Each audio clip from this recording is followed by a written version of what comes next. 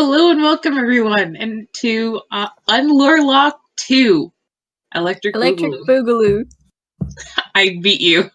Damn it. Hi, I'm Authenticity. Today I'll be playing, let me check my notes. Daedalus Break, Column Day, one half of Conda Day, but also Cat and Coriolis. Oh, the Vengeful Dead, it was funny when they picked the name out. I'm joined by, from top to bottom. Hi folks, it's me, Comet, and I'll be having a emotional support mouse. Hi, I'm KT. That's me to me. Oh, yes, me to me. Shit. We're starting off strong. We got this. Hi, I'm KT. Yep. I'm playing Lorem, choir pair with my wonderful idiot going through a crisis. Applied phlebotomum, potentially again. Just a pinch of applied phlebotomum. Yeah, you know. just a pinch. Oh gosh, and the other half of Conda Day. Connie, continuity.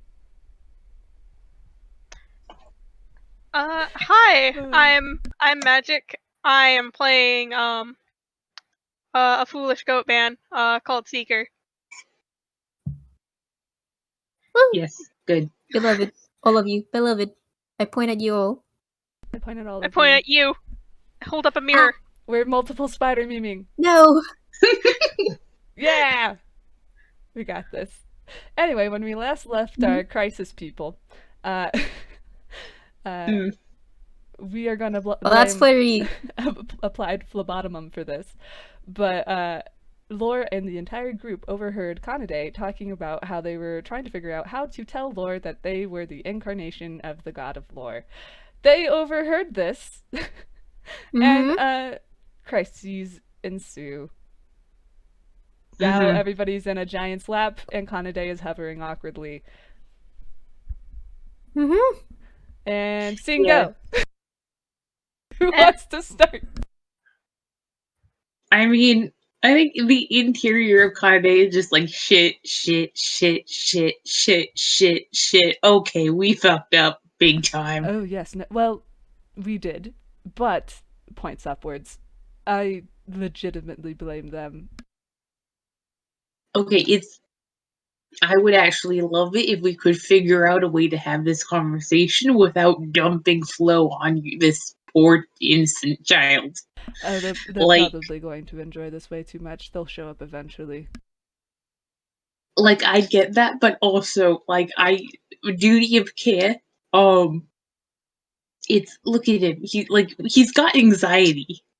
Look at this child. He fucked up a perfectly good law. I look away. I did this. I am responsible for my own crimes. Hello.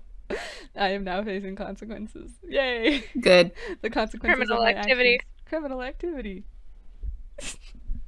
I looked around for my cat. Anyways. I was gonna mention that. Anyway. Connie, in your head, just goes, well, do you have any ideas? Because honestly, I'm drawing a blank. I am used to being small and cute and being able to sort of like be a cat in someone's lap. I mean, that will not work here.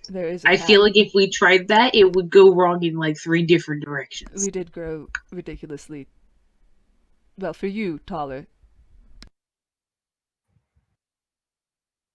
1 second. Are you muted? Do we need to yell again? No, it's just my cat. Okay. Oh my god, the criminal actually showed up! Oh my gosh, did we summon them? Your cat is Flo. My cat is Flo. Leopold, are you my Flo? cat? Oh my gosh. Are you Flo? Are you in the flow domain? Go with the flow. My little boy is just. My little kitty is just sleeping very peacefully. So many criminals. On my lap. Yeah. There's many criminals. Man, we vibe too well to stay on task, don't we? We really do. We have a pocket full of neurodivergence. Why did we think we could stay on task? I think this was... You can't ask that of us. I look away. You're right. This is my folly. Anyway, jump back in. Yeah. So it's Laura's currently curled around their sister. and has a goat man staring at them into their soul. Min is just holding Lore and just like gently stroking his hair. Trying to be comforting. He's got like that math meme going on. Where he's like, yes and no, but yes, but this could make sense, but it doesn't make sense. That's not possible. Denial? Seeker seems really convinced. Should I be concerned? Also, that person was a god who said this. And that's just going through their head right now. And it's like, denial! Yeah. But it makes sense. But denial!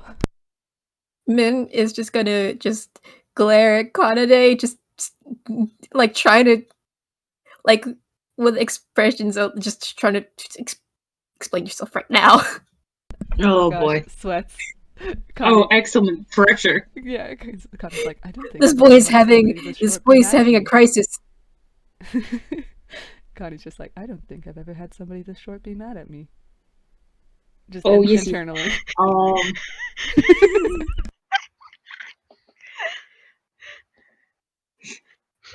I'm sorry, go on. Sorry. You ever say something and then have it catch up to you? No, wait, what do you mean? Connie said that he'd never had someone this short be mad at him before, and Day, who is very short, went, oh yes you have. Oh, you don't count. I've never met you when you're short.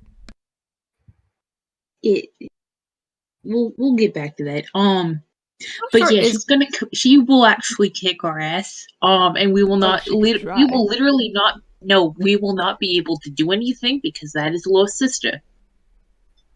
Connie would want to do something, but they just mentally look away because they're like, fine. But they are kind of visibly like nervous looking because, oh dear, nervous sister. That's probably not great. Connie like, are we the bad guy? Shit. We're the bad guy.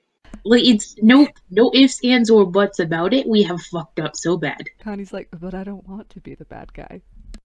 Well, then let's fix this. I don't know how to fix this without messing it up more. You know I'm horrible with people.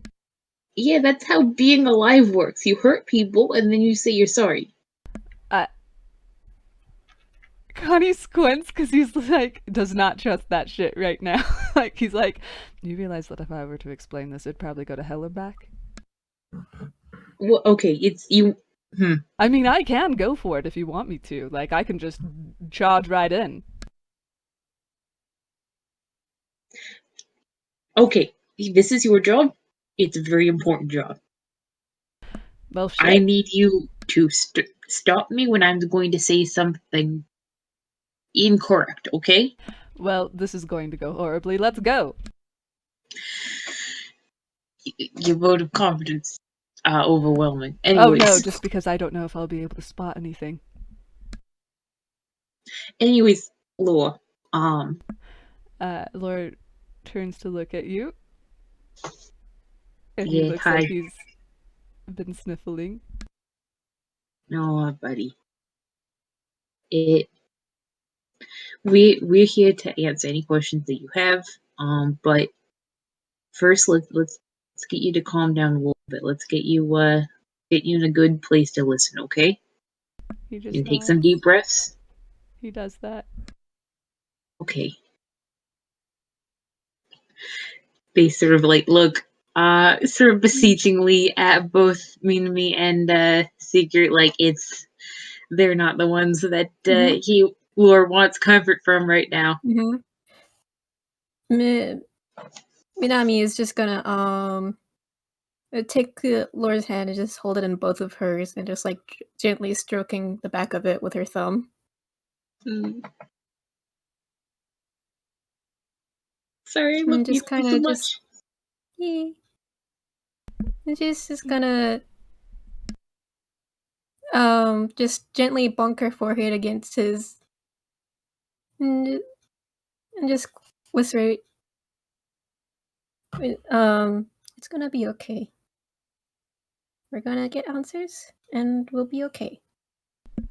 Lore kind of takes a deep breath, and you noticed that every time he started to calm down, he started to freak out again. But there's something that clicks, and his demeanor changes, and instead he focuses on Kanade and says, "Why the fuck was I not told?" Because you didn't want to be told. What the okay. Holds their head. Yeah, that's the wrong place to start. It's Yeah, Lore has been wanting to be told for like as long as I've known him. Well, you see. yeah. Oh, sorry. You go, Day. Well, sorry. This is like full disclosure. The tact machine is off fucking line right now. We'll get to that eventually. That's part of why Seek here. But also, why Lore has probably been feeling better the past few days. And Connie says that, not realizing that might not have been a good place to lead. And Lore just again squints. Like, buddy, what that was the out fuck? loud. Connie like, oh shit, sorry. We will get to everything. It's Wait, what does that mean though? What did you do? well, our personal history. You met me, Daedalus. Hi. Yeah. They break. How are you? Sorry. They just shake their head. Their instinct is to still ask you how you're doing, but they have kind of their own crisis to deal with. Yeah, we're fine. Don't worry. Don't worry. You got other things to worry about right now, kiddo. He looks like, I don't want to think about those things. Yeah, so honestly, we are missing a lot of information. And right now that's a little bit maddening. But something happened, and they and my friend Connie are now one person. Well, two people in one body. Sometimes we're one person in one body. It's really the one body that's the important equation right now. And we don't know. We don't. There's a lot. Sika was actually there for us, like basically waking up. But I'm Day, and Connie is the former god of continuity. Specific to the plot. Hello.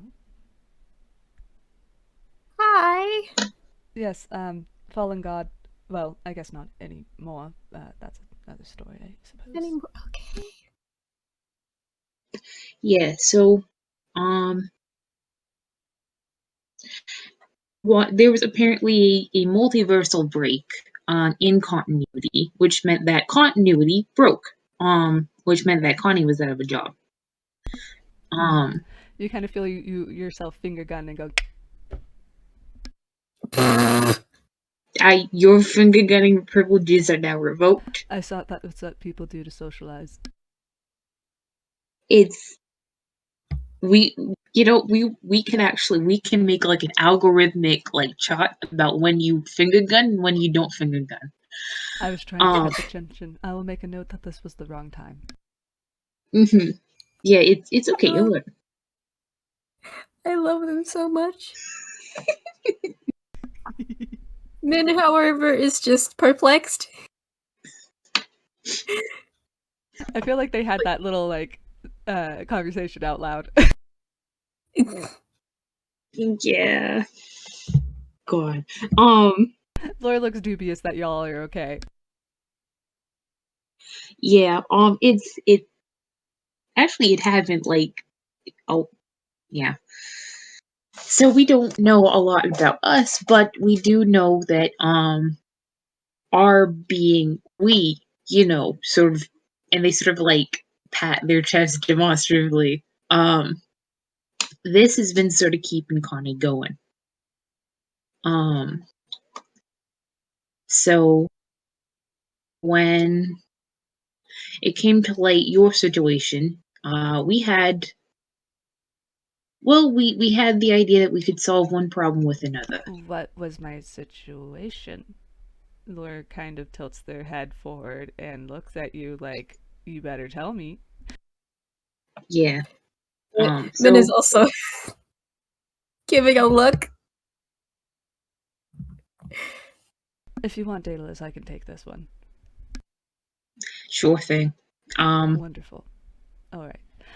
So, as we mentioned before, incarnation of the god of lore, you're mortal, blah blah blah blah, all of that good things. Well, when you have a multiversal break, that kind of creates more lore. So the domain kind of had some issues. The gods that you had previously left in your former life to look after your domain, I was one of them, and I fell, and thus there weren't necessarily as many, they air quote, babysitters. Thus, it was affecting you.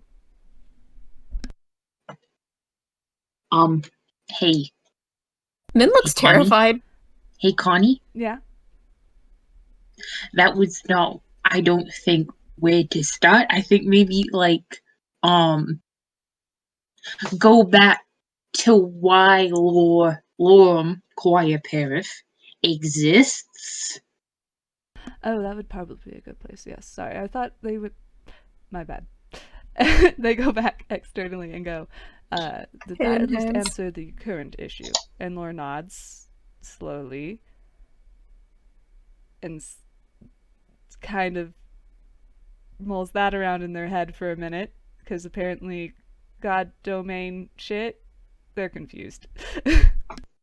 Hey, can I ask what Seeger's doing right now? Yeah. I'm just listening to this tasty lore and also playing with a stim toy. This is tasty. Seeker in the background doing the same with a cat. Seeker is just like, ha, ha, ha, ha, ha, ha, ho, ho, ho, ho, ho. Stop! Just found a fidget toy in a Day's shop. Well, there is a cat. They actually do sell those. They do. Actually, he probably pulled out like a notepad to write this down. Oh hell yeah. He's a fucking nerd. Look, Beloved. Laura's gonna need a copy of those notes, so this is perfect. Yeah. Hello, Laura you're can now have the a copy. stenographer. He's alright with this job. It's a lot better. It's a lot more comforting than just sitting here doing nothing. How's Coriolis doing? Oh boy, they are sort of they are holding Lore. They are holding him. He is being cuddled and patted and just sort of given a good strong foundation, because that's something they're good at. But they are sort of losing patience with this little three-ring circus that is this god. Yeah. It's like their god is much more helpful. Yeah, no. And this is the first. This god it has scrambled eggs for brains, so. Connie doesn't even remember all the shit that he should. Anyway. Connie just goes, oh god, where to start? Alright, How was it affecting Lore?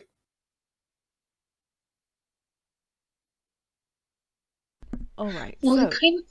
Oh, you go. I mean, I can tell you right now, it's sort of this curiosity and almost like hunger, except that when you eat something, it doesn't go away. It just sort of you have it. So you really want to know some stuff. Where'd you grow up, me? And where did you get that shirt? Because it's really nice. This is where I can come in. Pull back a little. Yeah. Though I would love to know that as well. Later. They kind of shake their head. Lore has also tightened their grip around you, Manami, because that is exactly what was going on in their head. Yeah, it's just looking at Lore, looking at Kanade, look at Lore. Oh.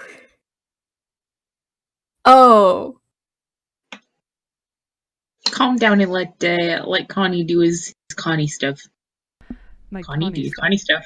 Connie do their Connie stuff. All right. Oh, so I guess the beginning would be good. They kind of hold their chin and look down, trying to figure You're out. so fucking bad at this. I am bad at this. I'm not used to having to speak vocally. Okay, and like, they kind of think and gesture You said something awkwardly about with why their lore hands. exists? Ah, yes, that. So I'm trying to figure out how to phrase this in a way that is not my usual. They squint like awfulness of apparently bluntness. They kind of tap their fingers together. Do you want me to sort of start you out? That would be fantastic. Okay.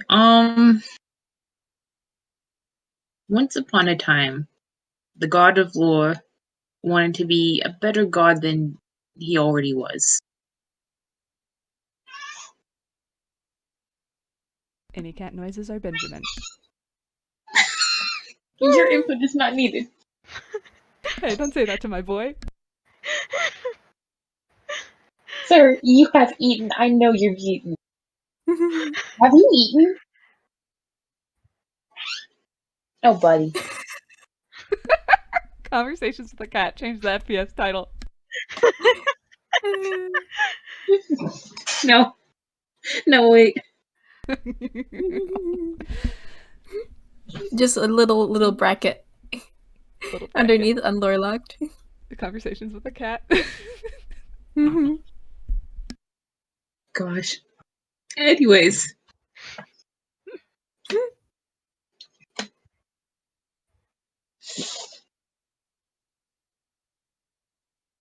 Anyway, Day was saying.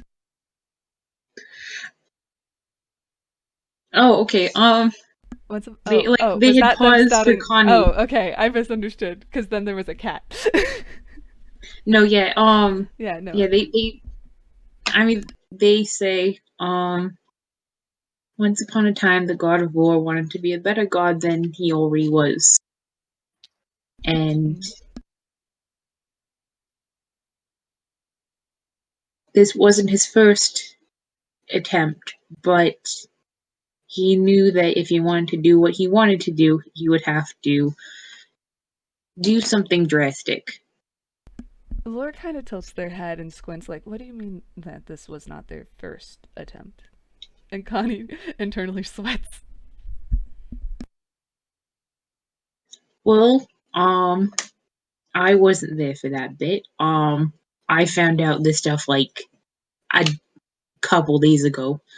That's why I, And you my know, brain got Swiss cheesed, so. and Connie's brain got Swiss cheese. Lore looks concerned about that. He's getting better. More of a check. But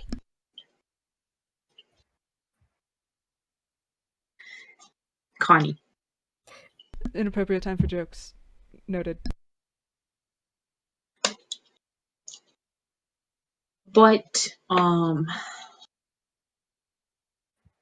yeah, more was needed. So the God of War devised a plan and asked his siblings for help.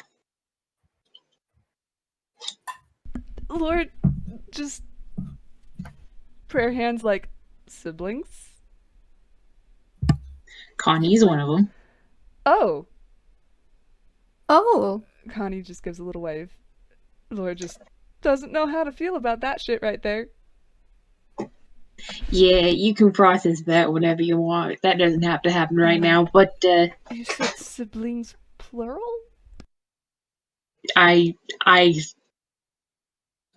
They look around.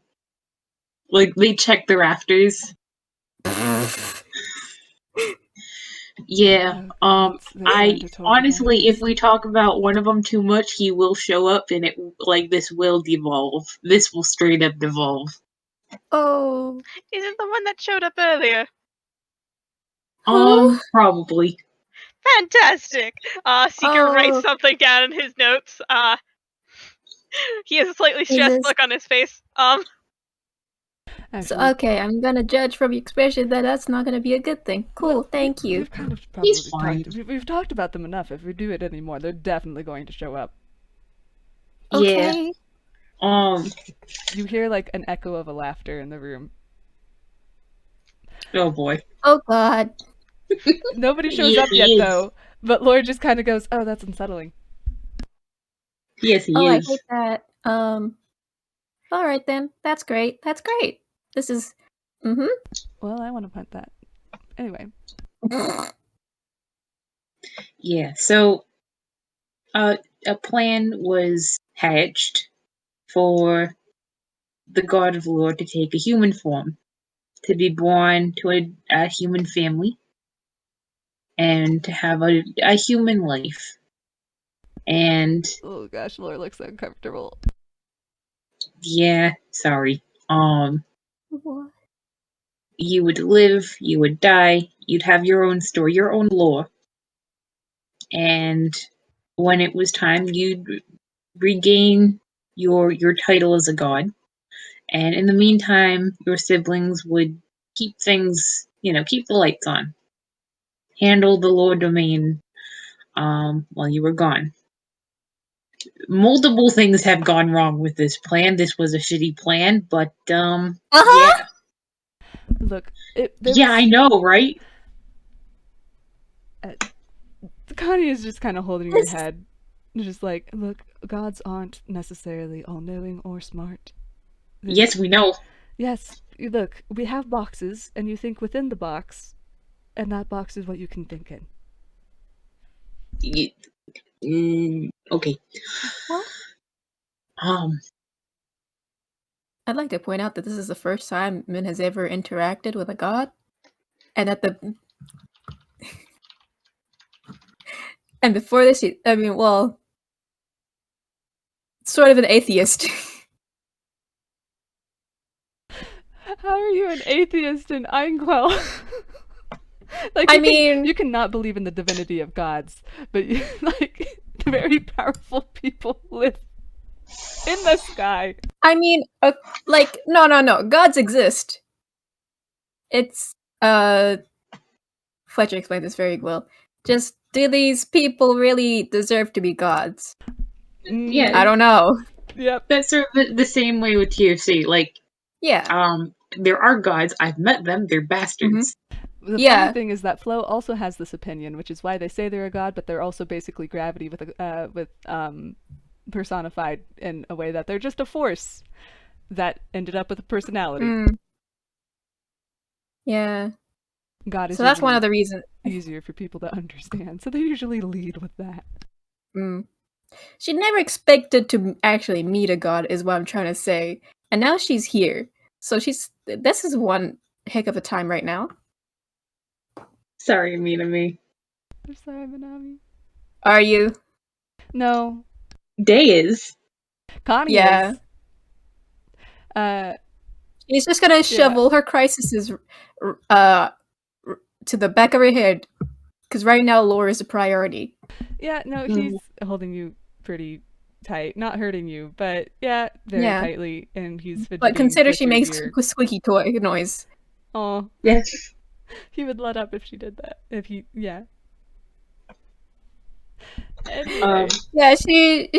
I just want to... Laura's just like, not Laura, shit. Connie's just like, I never said that gods were smart. We are totally unqualified for our gods. I mean, I look at me, I just manifested one day. This is not comforting. Yeah? Like, you get why this is comforting? Like... Why, sorry, what? Why it's not comforting. I wasn't trying to be comforting. Oh, you're saying I should focus on the comfort. My bad. Okay. This is a work in progress. This is actually the better version of this conversation. But, Look, I look at the fact that this is the better part of the conversation? Connie says this out loud. And says, look, I look at the fact that Lord the God didn't have necessarily classic emotions, and neither did I. So, I'm getting used to them. Oh. Lord kind of goes, they didn't have what? Oh, that was one of the things that you wanted out of a human life is human emotions. What the fuck? Yeah. Well, he's got emotions now, and I think they're anxiety. Yeah, also anger. Lore You're does not- look angry. No, this isn't good. That's putting it lightly. Well, I mean, you're not wrong. No, not wrong in the slightest. I also don't know why Flo necessarily decided to mention you right now. Also, fuck, I said their name. Looks around. Cool. Alright, they're not here. They're not gonna be there when you look for them. They're gonna, like, sneak up behind us. Don't stop talking about them. Stop summoning them. Stop summoning them. Speak of the devil and they shall appear. Day. Anyways, yeah, so, multiple things have gone wrong. Yeah, no, One fuck. of which was Connie. Yeah. That okay, I will admit Right. that does suck. I'm sorry about that, I'm Connie. I'm also. Are you doing okay? That is irrelevant to at the moment. I'd still like to There's a bit check of in on. That seems like a dramatic shift. remember about the not being able to process emotions properly. Let's deal with that later. That must be overwhelming. Yeah, I did not do this to Lorem. So that accusation is a little bit unfair, little mouse. Hold on. I think I misheard you. I meant you experiencing emotions. Oh yes, that is scratch everything that came before. Yes, it is a little overwhelming. Okay. So yeah, because I misunderstood your tone of voice. My bad. I pat the both of you. Okay. How to make pat. Connie Oh, feel Jesus. bad. Blame him for Does, this situation. He was against it. thumbs up, sort of. Connie internally is like, is it appropriate to give a thumbs up back? I really want to. Yeah, go ahead. They give a thumbs up and they look really proud that they were able to. Oh gosh. Yeah, so, you were supposed to basically, do a lot of what you've done. You know, get a family, friends, your own adventures.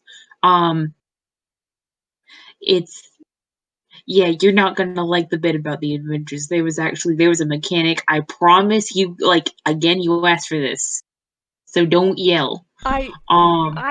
I did not do any of this shit though. Well, Lord just holds their head again. yeah. So, yeah, Connie not being able to help out anymore, was one of the things that you or the god of lore and associated companions didn't really didn't account for. Look, when there's a multiversal split, you don't necessarily predict those things. No one's blaming you, buddy. Another one is the eyes. Uh-huh. You didn't ask for that. You don't deserve that, kiddo. Lore looks uncomfortable. We are sorry. They just look away. Man, they wish they could get whatever is in their eyes out of their eyes. One thing you did ask for, as far as I can tell, and again, my understanding is that the guy who you asked it for didn't really want to do it to you. None of us really wanted this. Was A blessing of applied phlebotimum. Lore is processing that. Min is also processing that. You know how you just sort of end up places and you can't quite go home yet. No.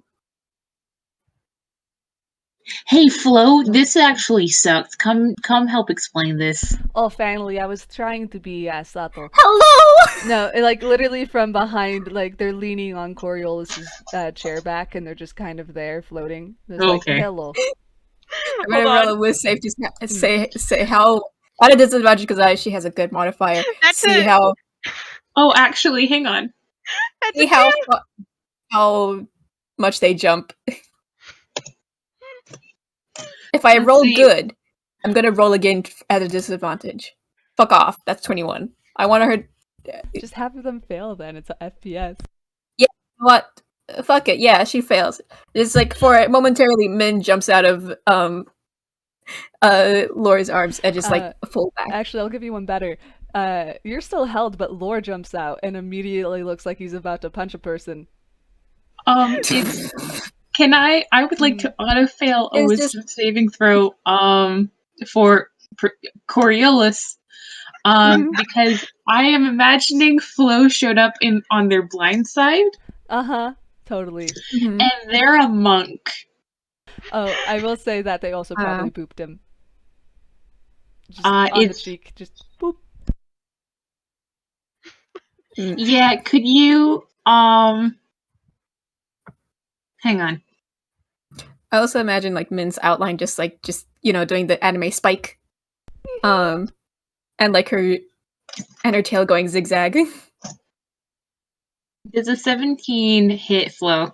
I'm gonna say they miss, but you notice that right behind you is Lore. And as soon as Flo is about to say some shit in rebuttal to that hit, they're punched square in the face by Lore. Oh boy. And it makes their head snap to the side. And Flo just slowly turns back and looks at Lore and smiles very widely. Nice to see you again, Lorem. And Lore just goes, fuck you. Glad to see that you have not changed much. Lore, seriously, sit down. It's I am actually sorry for almost hitting you. That was a reflux. Yeah, it's just so you know I can't see on that side. I'm aware.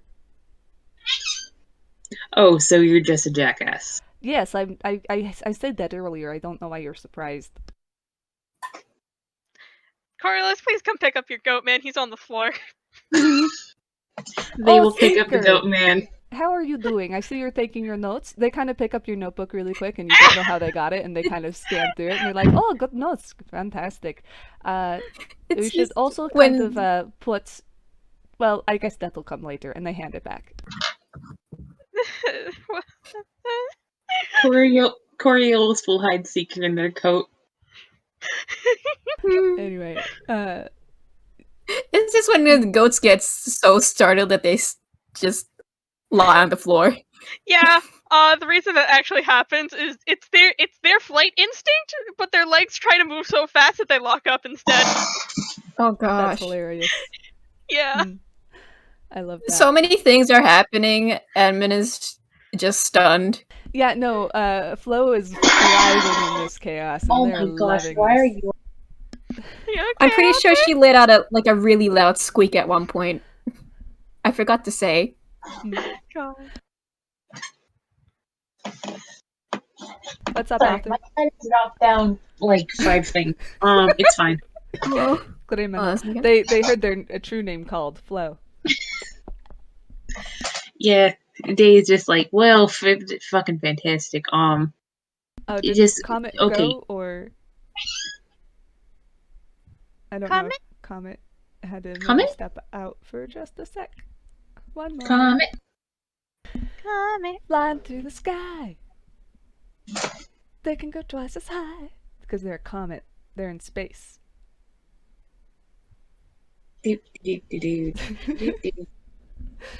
Anyway, how y'all doing? I'm vibing. Fantastic. How's everybody's characters doing? Seeker is fucking fantastic. I will make a little note that when you got the notebook back, there's like a little sticker that like looks like a little chibi version of Flo sticking their tongue out in a cutesy way on it. This is terrible. Why do you do this to him? Because it's funny and Flo would. Coriolis is just like, yes, this is basically Lemn is a god. It's like, Oh, no. at first they were just like, oh my god, I almost punched someone. Oh, okay. Flo, Yeah, I am this not is... a person, I am just chaos. Yeah. Yeah, that's actually exactly what Lemna would say. It's like, calm down, Edgelord. I am not edgy. I just make shit happen. Okay. And really like people's reactions to it. It's hilarious. That's what makes it fun. Yeah.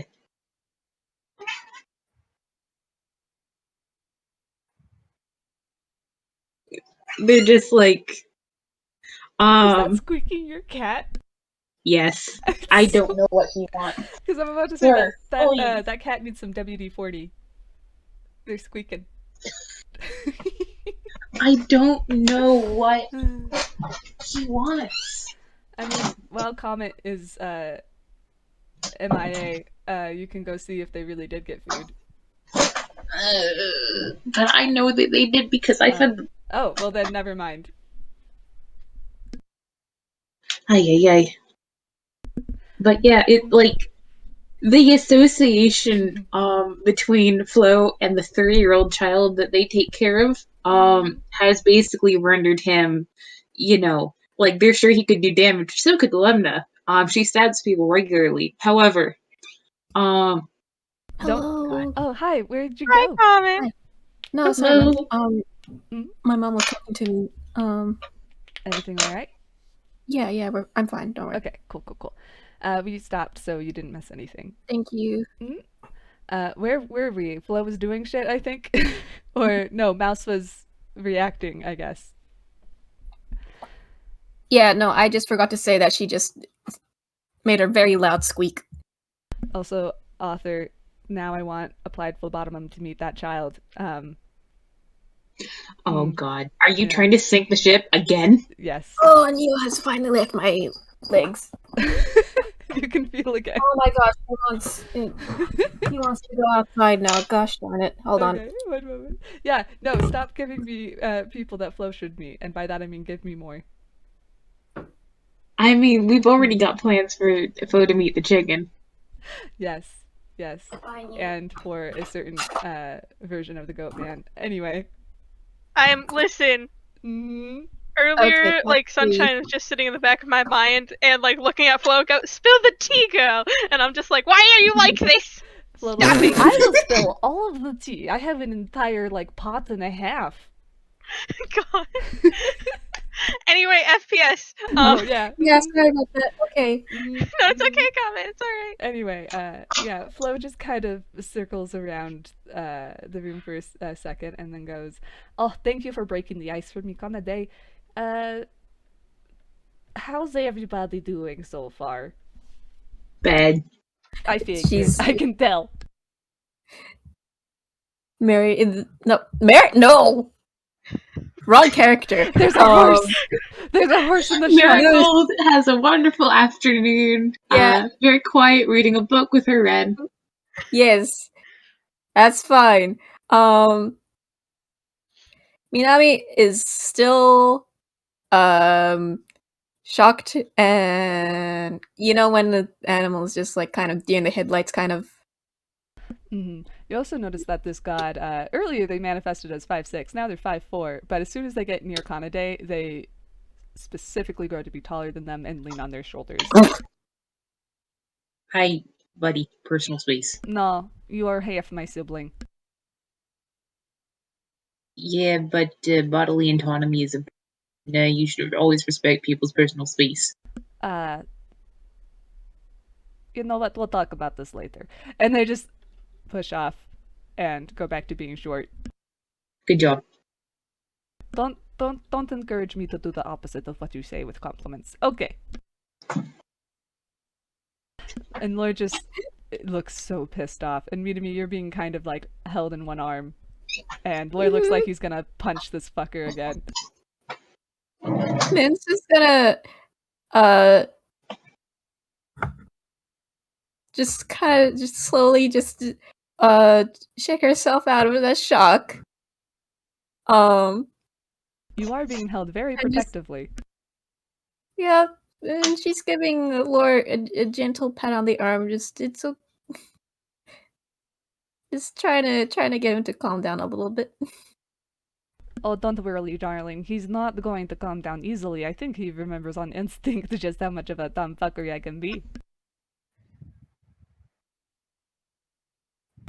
Anyway, who has questions? Coriolis raises their hand. Wonderful. Yes, you in the Min back. also raises her hand. Yeah, so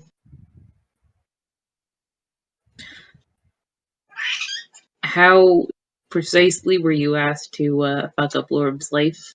I was asked to give them a blessing of applied phlebotimum, which originally I was against, but you know, you can't necessarily say no to a god who is your older brother. So, I mean, you can try, but they're very convincing. Oh. Anyway, so it basically manifests in a way that, you know, you run into people who are plot relevant.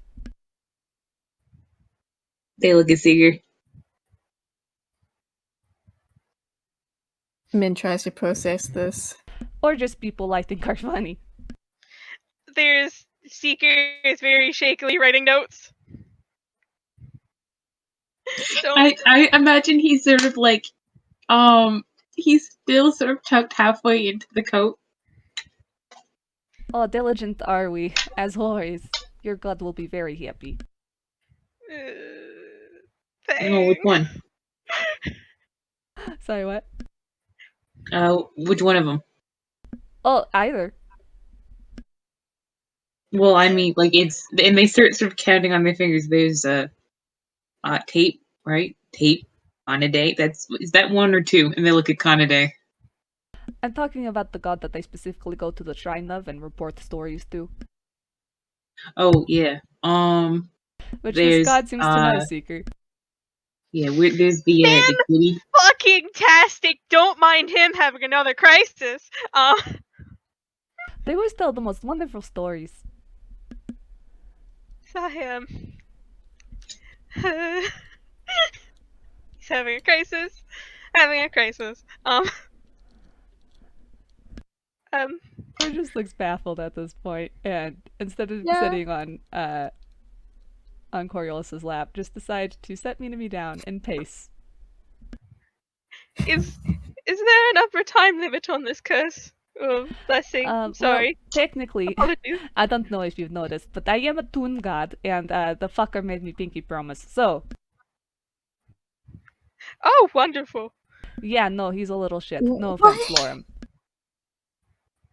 But don't worry, you'll get control of it eventually. I mean, it is tied to the toony shit that's happening to you because of the eyes. They kind of became comorbid, so I don't necessarily have full control over it anymore, which is kind of one of the little kinks that happened. Don't worry so you too can't much. Just get rid of it. Well, not that they hold up their pinky. It would be tricky. What was the full terms of the pinky promise? Well, here's the thing. It basically just said you're going to give me this curse as long as it is, They just said they didn't really put a time limit on it, is the thing. Why didn't you put a time limit on it? Look, Laura's scary. Connie knows this. I do know this. They mean the best, but they're quite intimidating, especially when they get an idea in their head. But I'm guessing that they figured that it would eventually just assimilate into how they were, and they'd get control over it, kind of like Lorem is now. And Laura's just pacing still, kind of just swinging their arms back and forth, fidgeting and moving to process this. And then they kind of turn on their heel and point at Flo and say, "Are you the one who put the age stipulation on it?" Well, not me personally. That was more... Well, Lorem, when you got the ink in your eyes, it kind of changed your plot a little bit. We're trying to get you a good ending. Lore looks furious. "So you're the one?" In a way of speaking. Don't try to punch me again, though. That's not going to go as well. And Lore, for his part, restrains himself. Man's just gonna get up and just go back to just holding his hand. Anyway, me darling, you had a little question, didn't you? And they kind of crouch down next to you and chin hands. They seem fond of you. You have no idea why. She's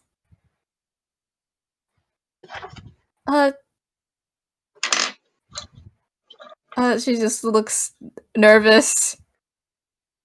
Oh, Now, don't worry, darling. I don't bite. At least not you.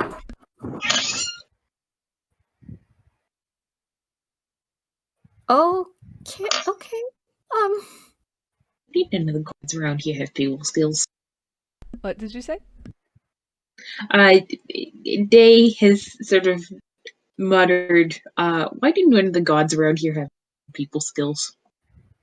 I have no idea why. That's a good question. I don't know any gods with people skills. And if I did, I don't remember.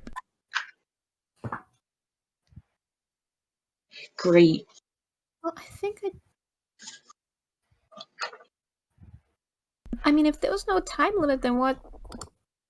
Specified, then why can't it just be ended now? Well, let's just say that it will be easier if they keep it at the moment. Because it will eventually be something that they can control. So it will be an asset eventually, and it shouldn't take too long. I mean, they kind of look at what you think is... He just looks at Lore. Yeah. But he doesn't want that. Well, sometimes people don't get what they want, do they? And Lore looks, again, very angry.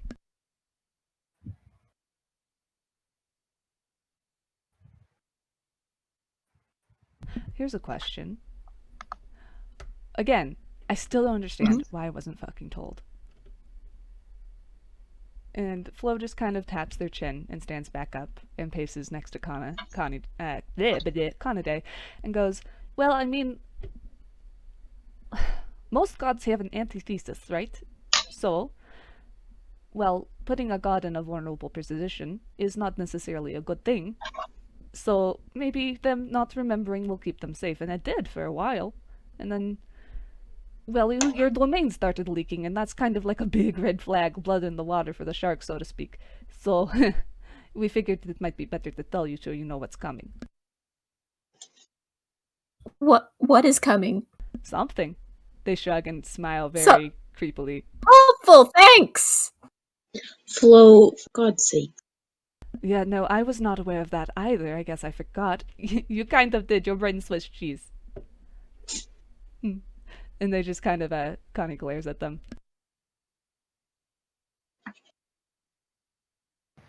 Can I roll a history? Yeah, go for it. Like, You know what? I'm gonna also roll history. Why not?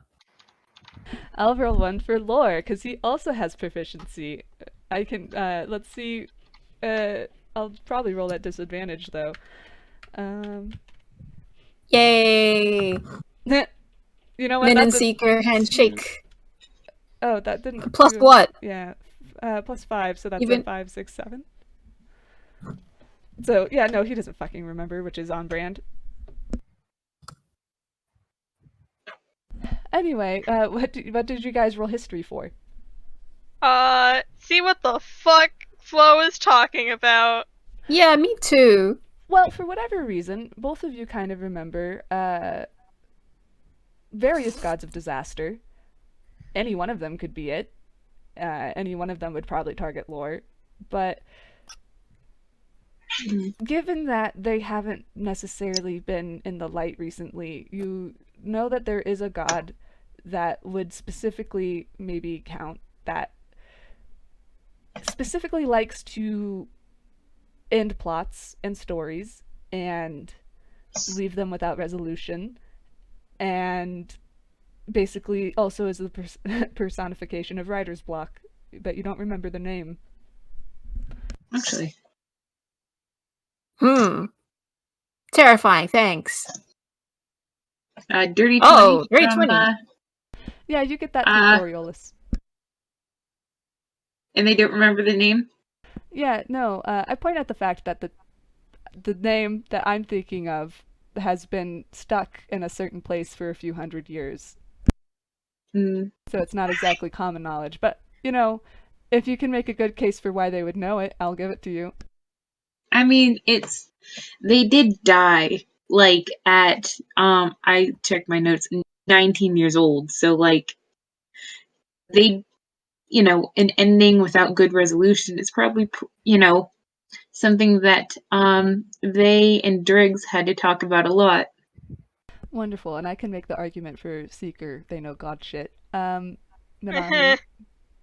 Actually, I think he would specifically know about this type of god shit because tape is basically the ender of stories. Uh-huh. And, this is like a not good version of tape. Because at least the ending of stories with tape probably have a resolution. Uh-huh. Yeah, this one doesn't. It's like you stopped in the middle of a book and there's no more. The most annoying thing ever. Men just picked up a religious book, I guess, at some point. It's called The Torn. The aesthetic of a book with torn out pages. Which you can imagine as the god of lore is not great.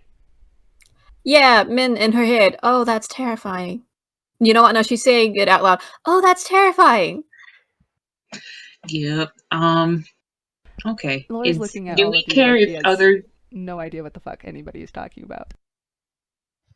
Coriolis would actually raise their hand. Flo points at them like, yes, darling. You're not an authority here, but I mean, they pinch and very close together their fingers and go, a little. The god who I guess you could call them a bit of a sponsor for me and my family. Oh yes, them. Yeah, dregs. They she deals with flotsam. The things that are cast aside. The things that don't really get a good resolution. So me chief among them. I am aware, darling. Okay. Yeah. Yes. Is this something that I can safely bring to her? She babysits about. I don't see why not. It's not necessarily a secret anymore. I mean, Lorem knows. Actually, you don't remember, do you? Lord again just tightens their fist and goes, "No, the fuck I don't." Yes. Min is still holding his hand. This is just a partially comfort, partially restraint. And Flo takes a little step closer, kind of like a hop, and goes, you know, those things that you grew up fighting, they're under the Torn. Of course you wouldn't remember that, considering the story keeper isn't there anymore, are they? And Laura takes a step forward and looks like they're gonna swing, but holds back. Oh, don't worry. They're probably going to be fine. Oh, that makes Laura really angry. Probably. And that's not okay. That's not comforting, sir. They turn to you and smile. I never said I was going to be comforting. Yep. There's a reason that I had Connie and Day try to break the ice a little bit for me. I'm not really a people person myself, except for, having fun with them. Yeah, actually, I've just decided because you are in my fucking shop, and I am also a god, apparently, now. So I'm pretty sure I get the privilege to toss you out of here, not too exactly, sweet. So, yeah, there's you a have lot 3 of chaos minutes. here. I get to be here. 3 minutes. But Go. if you liked me to leave, but do you remember the torn darling? Who's he talking to? Day. Actually, let me roll for Day, because I didn't. Mhm. But it's their family are also followers of a storybook god. Me forgetting to pull up their sheet. Woo! Yeah, actually, what's your? It would be history or religion, right? Mhm. You can choose the highest. I'll go with history. 18. You do and you don't. Well, I mean, But if you roll with Kanade's stats, you might. actually, that's actually more appropriate. Because Let me I grab can their see fucking. I can see Day trying to think and then knocking on the door for Connie, and they're both trying to think because Connie is also kind of at a loss, but maybe together. Yeah, actually, this might actually this might actually make them blend a little bit, wouldn't it? Probably. I mean, they're trying to remember lore. Okay, let me try this. 27. Yeah, no, they How about remember them apples? everything. Yeah, All of it. everyone who's looking at Kanade sees their posture sort of switch. Like they've been sort of going back and forth between like sort of Day's sort of like loose, sort of swingy stance and Connie's more collected stance.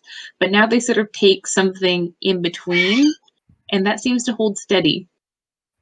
And they go, the torn. Oh, Ah, there you are. Nice to meet you again.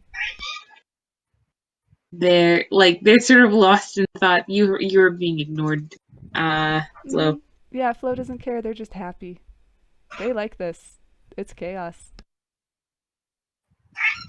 Mm. I think they get up and they go to one of the tables and there's a chalkboard. Or they go to one of the walls where there's a chalkboard. And they take some of the pieces of colored chalk and they start reading arcane symbols and drawing lines between them. You can see the symbol for lore. You can see the symbol for the torn. You can see Flo is in one corner, and there's a box drawn around him that says timeout box. Flo laughs.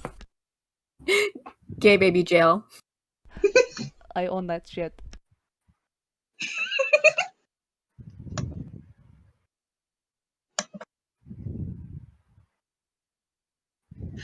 And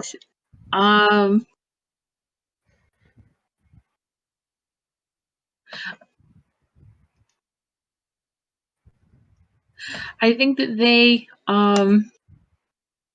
they sort of sketch out sort of the arcane proof for what lore is, and then the negative value of that. I gotta roll for lore, because guess what they're actually good at? Arcana. Yeah, she's gonna. My girl is also good at Arcana. She's gonna try and decipher this as well. Author, do you want to set a DC? Sure. Oh my god, my cat. Okie doke. 20. Sorry, 20. I put it at 15, so yeah. Fuck yeah. Lore does not get it. He just looks at it and he thinks he almost grasps it. There's stuff that he knows, but he doesn't fully get it. And you're guessing that this is whatever is blocking him from knowing certain shit. Mm. This is in fact not Seeker's character sheet at all. Actually, I looked over to the left, and I'm just like, oh yeah, I should go look what my Arcana is so I can roll this Arcana check. And I pulled up character sheets for a small child. Moth has been playing with us this entire time. Oh no. I had the only stats I rolled are the 2 stats I know by heart. Oh shit. Why does Coriolis know this? Good question. Why would they? Why does Coriolis know this but not Seeker? Seeker's busy apparently. He's writing down information. He's busy copying what's on the board. He's busy copying what's on the board. Let's be honest here. He's busy copying what's on the board. Yeah. Can we take a quick 5-minute break? Absolutely. Cool, because this seems like a good place to potentially take a break before we get into antithesis. Antithesis. However you want to say Antithesis. it. Is it both technically correct? I have been teased for calling it antithesis. Well, you're an English major. That makes sense. They're jerks when it comes to words. I'm so Wow. sorry. I pat you. No, there can be good ones. I'm generalizing because that's the greatest thing to do. I'm joking. I'm going to go get water and check to see if my cat's been fed. Okay. Goodbye. Adios. See you in 5. I'm going to pause my side of the recording. Hey. Oh my god, my cat meowed as soon as... Okay, hold on. Wonderful. Fantastic timing. Fantastic. Perfect baby. God, I will say, Seeker is just fucking sitting here like, alright, that person that said has been, they've been watching him, knows basically, like, his boss. Not actually, it's the god he's under. Hi, and sorry. now has to make a good example of himself because, oh god, oh fuck, oh shit. Meanwhile, he's being held like a teddy bear. Yep. Hello, kitty. Why does he have to make a good example of himself? I shake this boy, like, he just thinks like that. That's just how he think. Oh gosh. Well, I'll get into it later. Anyway, we're math memeing a chalkboard. How does that go? Yeah, like they're just like, okay, so, and they twirl their hand and like suddenly they're holding like a ruler and they tap the board. This is Elor. This is your domain. We currently have it. Don't worry about that yet. Lord just looks at you like, and you continue. This is Torn. This is the Torn. If you think of all the things that you might be said to be the opposite of your domain, they have. Whereas you have stories, they have stagnation. Whereas you have a past, they have a future of uncertainty. Whereas you have endings that contain resolution, they have endings that remain unfinished. They also have monsters. You don't have monsters. You might have monsters. The monsters aren't important. Their monsters are important right now. Focus. Flo is like spinning in the spinning chair, eating a piece of celery. Oh my god. I can't believe you stole that. Anyways. I didn't steal it. It was for everybody. Except you. Good to know. They throw it at your face. They catch it with their mouth. Goodies. Crunch, crunch, crunch. You're no fun. Just like sibling maintain eye contact. Crunch. Just imagine spinning, pouting, pouting. They go back to lore. So, since you are now aware of your own lore, you can think of your arcane footprint having deepened. As such, you will be more visible to the creatures of the Torn. I believe you are familiar with a few. The Herald, I believe, well, those are just fairy tales, I think, right? They look at Flo. Oh no, darling, those are just contained temporarily. You are more familiar with the chaotic, things like the Harrowed that wish to steal stories, but won't leave you empty. What? Laura looks pale. Unless it's not clear, you should avoid these. Okay. Just protect it, like just squeezes Laura's head just protectively. I sort of give the ruler an artful twirl. They're sort of in teacher mode. Unfortunately, these things will not be attempting to avoid you. They will basically be gunning for you. Which is... Let me interrupt just for a minute, a little sip. Also, other things that think that, oh look, a vulnerable deity.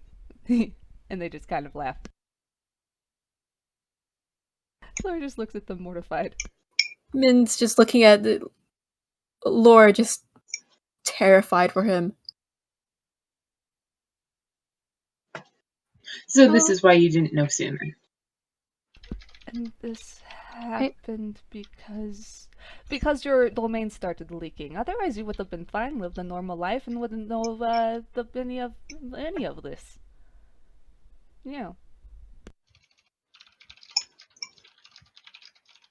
I mean, there's a fair chance that most of them might be now gunning for us, me, this person. Seeing as we have a pretty good portion of it. Lloyd looks at you, not sure how to feel, and Flo just kind of is now in the rafters kicking their feet and chin-handing. It's just like, oh yeah, you should probably look out for that shit. However, I will say that the domain is usually still focused around Lorem, but no, you're definitely like a big, boop on a radar. Mm-hmm.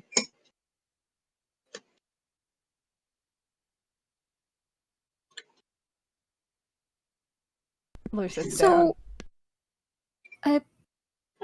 Min's gonna sit down with him.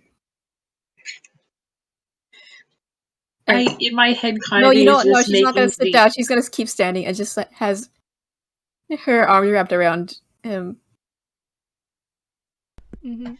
Yeah, no, Kanade's gonna be stuck Kanade for a little bit, I think. Yeah.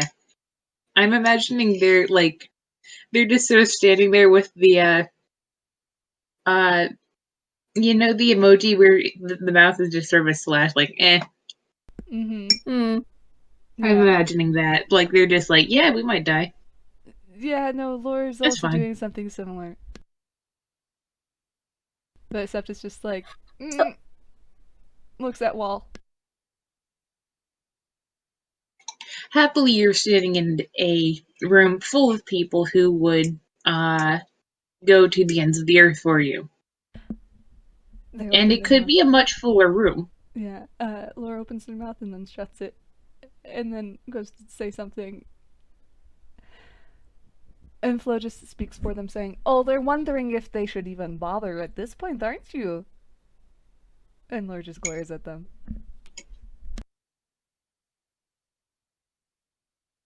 What?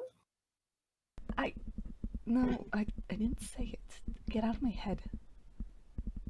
Oh, it's not hard to see in your head, Lorem.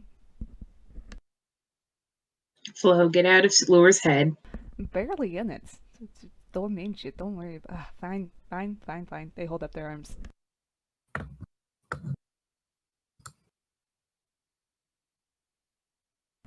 Laura just sighs and goes, no, I wasn't thinking about that. I just... Look, it's one thing to fight something that comes up every once in a while, but if I have, like, fucking god shit coming out of me and coming after me, that's not great. That does not bode well. Yeah. Well, at least no one...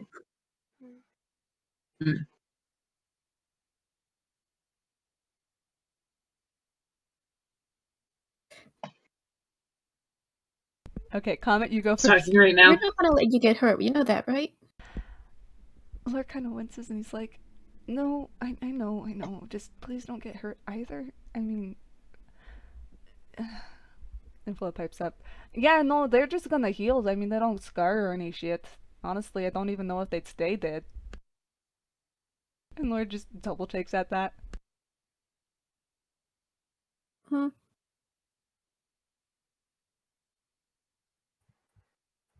I don't care. I care a little bit. What? I mean, you're a god shit and I don't. stuff. I mean, I don't know if everything's gonna go according to plan. The original plan, I mean. I don't know what'll happen. I do know that if you want all of this solved, I do have one solution, but you won't like it. No. Is this ...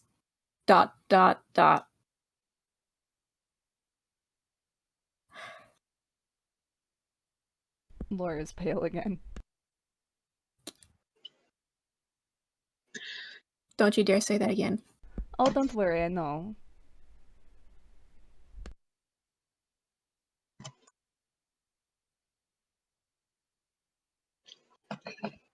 There's a loud sort of zapping noise, and Coriolis jumps and looks very guilty. And there's like a metal sort of like pendulum thing hanging in the window next to them. And that is now sparking with electricity, and the wood around it is blackened. Don't worry, they're gods, they can fix that shit. Don't worry, Corey. You haven't earned any nicknames yet. Oh, I've not earned I nothing, gave I'm that. aware. And I think like Conade opens their mouth and then just sort of looks at Minami like, "Want to take this first?" Wait, what?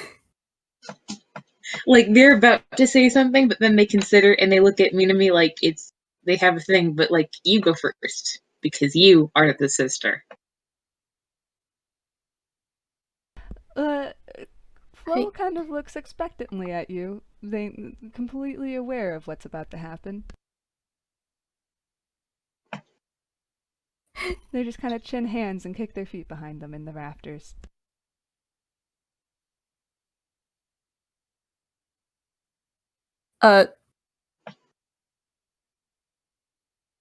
They want you to tell me off, darling.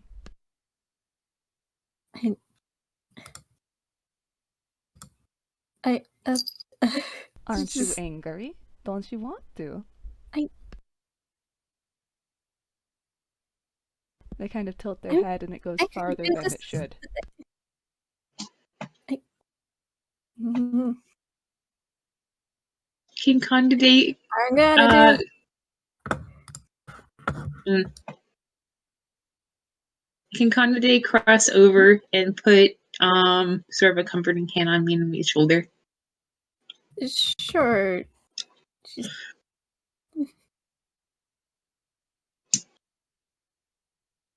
I'm debating to make a wit save to see how... Well, wrong modifier.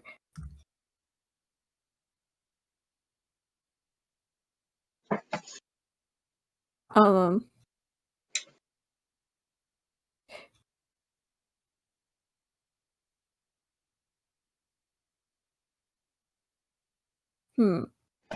How easily do you get angry? I mean, I should have expected so, but like... Flo actually swings down and kind of lands a few feet away and goes, I She mean, just you're breathes. allowed to. I won't do anything. She's not convinced. It's not like Connie would let me anyway. Well, I guess you're not really Connie right now, are you, Kanade? Be quiet. It's fun to see you two getting along so well.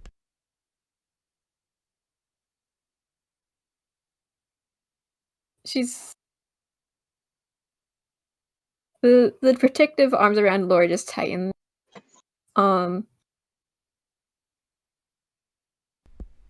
They look at Lori's face, and he looks pale and pretty scared enough. And you see Flo kind of soften, and they almost look like a normal person as they stand back up and put their hands in their pockets. And sigh and look at Kanade. in the rest of the room and say, "This isn't necessarily the fun I want to be having. You don't have to forgive me. I won't even ask for it, honestly. I know I'm a bastard." They look at Kanade. "Do you have any other questions before I go? You remember the thorn. You know the associated shit. Is there anything else that you need help explaining before I leave?" Are you going to be of any help in this, or are you going to watch and laugh? Well, help in what way? They look, Please elaborate. and then they look at Lore. "Oh, you want me to help Lorem?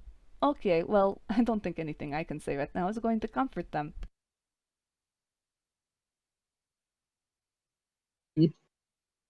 And then they check their wrist, which does not have a watch, and they go, "Oh, "Time for me to go?" Make a wisdom saving throw, please." Mm-hmm.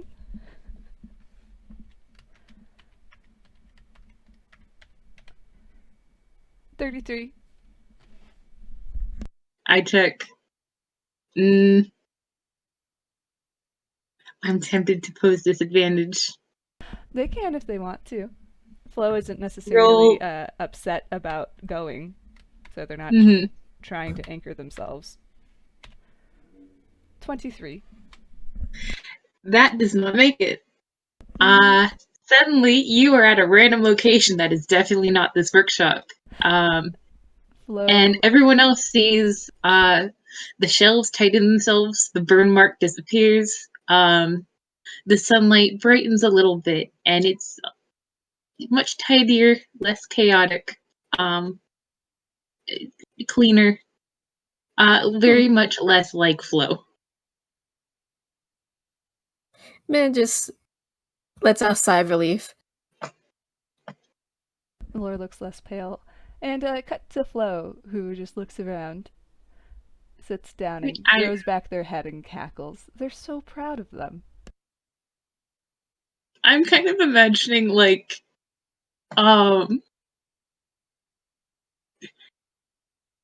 he's been dumped on the side of like a cold snowy mountain, and there's no one around. Oh, I've been imagining like a tiny island. Like with one singular palm tree. It's a tiny island, and in the sand has been drawn a line, and the line goes all around him, and the line is labeled timeout box. And for a while, you cannot come back to the workshop. Yeah, no, they just lay down and they summon a straw hat and put it on their face and put a piece of straw in it and just chill out. Like, they'll play this game. They're in timeout. Meanwhile, Kanade kind of looks at Minami apologetically, like, we should have done that sooner.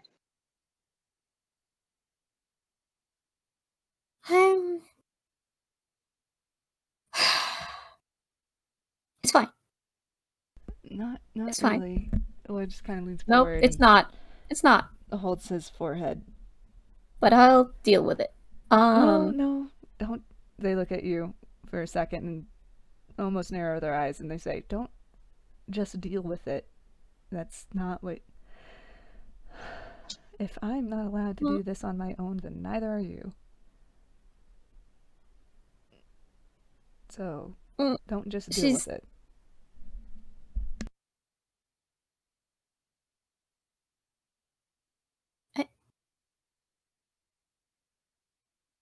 And she's just gonna give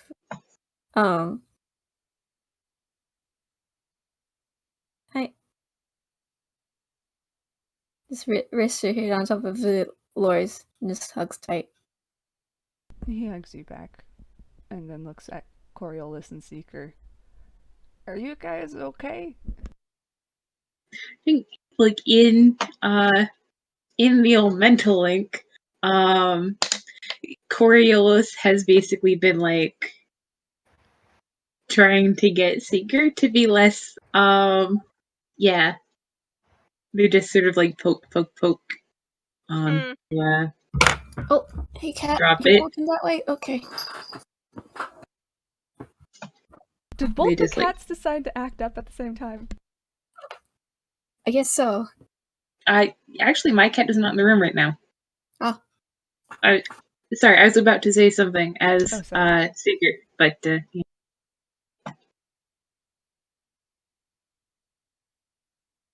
Oh, okay, it's my turn. Corey will like in your head, just sort of gently like drop it. No, put it back. Lore, could I speak to you for a moment? They stand up and kind of debate on whether or not to set me down, and then eventually sat her down and quietly walk over and crouch down next to Seeker. Seeker, while you do that, Seeker actually kind of like moves his way out of Coriolis's arms, and jacket, and sort of like motions to like step outside for a moment. Yeah, they hold out their hands to pick me up if she would like. Jesus. Lore actually goes over, picks up one knee, and gives them to Coriolis. Now you're getting cuddles. They hold you very carefully, and then they like reach down and like grab Kanade around the middle and just sort of hoist him up like a suitcase. Like, I got this. Dan, how does Kanade react? May I speak for both of them potentially and be like, oh, okay? Kind of. What's their vibe? Like maybe Day's reaction is to go boneless because they have been picked up many a time. No, that's not Connie's reaction. This might split them. Consider, body goes boneless, mind goes, wait, hang on, what's going on? Hold on. Did we... Kind of like a cat that can't decide whether it wants to struggle. Yep, they're just boneless and confused. Boneless and confused. Their autobiography. Yes. Minami on one hand, this already been held by this person before, just earlier. On the other hand, I just met them today. Yeah, they just you know like, what? This sorry. might as well happen. Anyway, Lore follows Seeker. Okay, give me a second because I am not the most articulate person. Oh yeah, no, take your time. You can type it out if you need to, and then read from it. No, it's fine. I'm alright. I actually already wrote down like a little synopsis on my notebook. That's what I was doing while I was being quiet, listening to story time. Seeker kind of brings you outside, like adjusts his sunglasses, turns to you, puts both his hands on your shoulders, and goes. He does crouch down for you. God damn it! Stop patronizing me. I'm trying to be serious here. You can't reach my shoulders otherwise, Seeker. This is terrible. Stop blocking my eye. I'm trying to be serious. Lore just looks so guilty. He also is just like, are you okay with me still being your friend?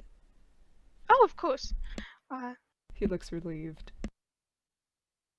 God, he gives a smile. But know that you are not alone in this.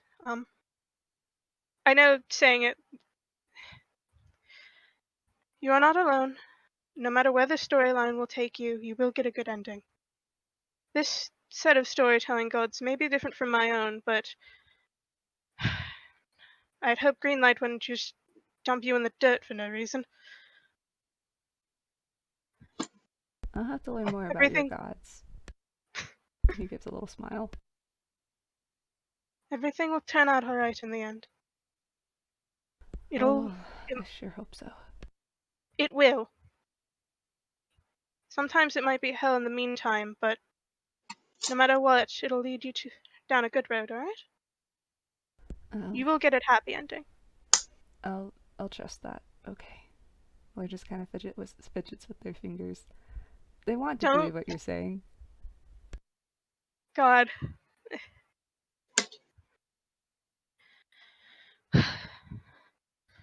You are literally a protagonist, boy. There is no other way I can see that this will turn out to be completely horrible like you might be thinking. Well, I know plenty of stories in Ordinal Point that didn't go well. Well, we're not in Ordinal Point, are we? No, we're not. We're in Inkwell, and Inkwell has a habit of having good endings, even if the middle bits are kind of strange. Ooh, let me roll a whiz for that. I am thinking about a certain thing. Okay. Yeah, no, he's fine. He looks actually hopeful.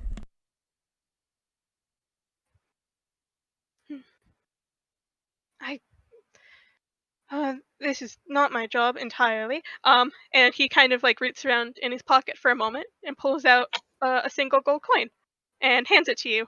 But here's to your continued existence. Lore takes it and looks confused by it, and he's like, "Is this some fey shit?" He says affectionately. No. Would you like to roll a religion? Yeah, I would love to roll a religion. What's your religion, my boy? Better be fucking high. It's not. Cool. But he does. It's based off of intelligence, so it's a +2. So it's not awful. I look at his whiz. That's a 16. 16. You can faintly recall that not exactly. It's some part of this religion. Giving someone some sort of monetary investment can be considered a blessing. Ah. Lore takes it and kind of perks up at that, and kind of tilts his head thinking, and pulls out a piece of paper and scribbles something on it and tears it out of his book and hands it to you. Seeker takes the paper. It's got the little symbol of the god of lore on it.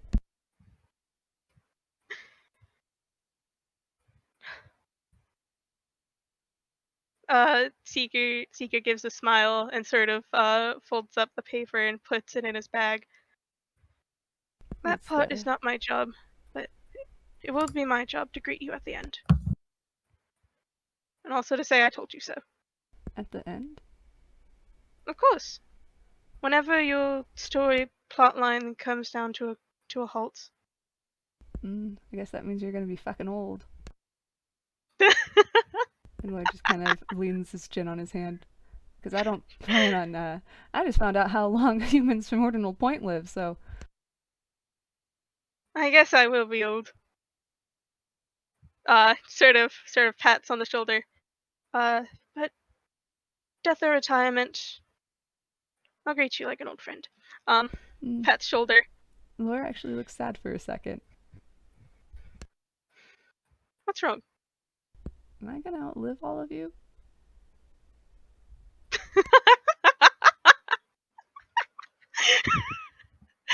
I don't know if you've noticed, but Coriolis is dead already.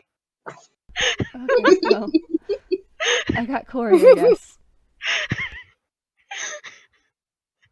And Kanade is a god. And Seeker's a fae. And Seeker's a what? And Seeker's a fae, and Minami is a toon. Toons which don't have upper age caps. Okay. Yeah, toons live for as long as they're loved. Yeah. Like, Seeker legit starts cackling like you've told him the funniest thing. He kind of perks up and smiles, and he's like, I guess that's a no? You'll find people around these parts are rather hard to outlive. He looks relieved. Oh, I don't know him personally, but I do know there's a toon that's at least upwards of 600. I look at Connie.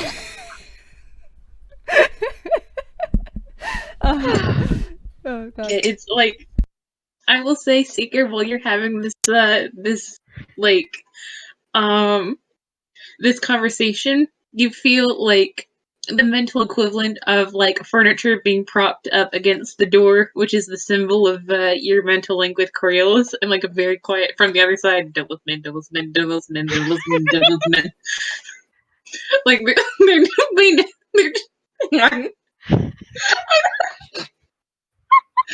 sorry, I had a mental image that was so funny. It sort of shorted me out. They're just sort of sitting, holding me to me like a stuffed toy, just like, lovely day we're having. I feel like Min trying Hanabe very snorts that desperately to fight off a crisis of her own.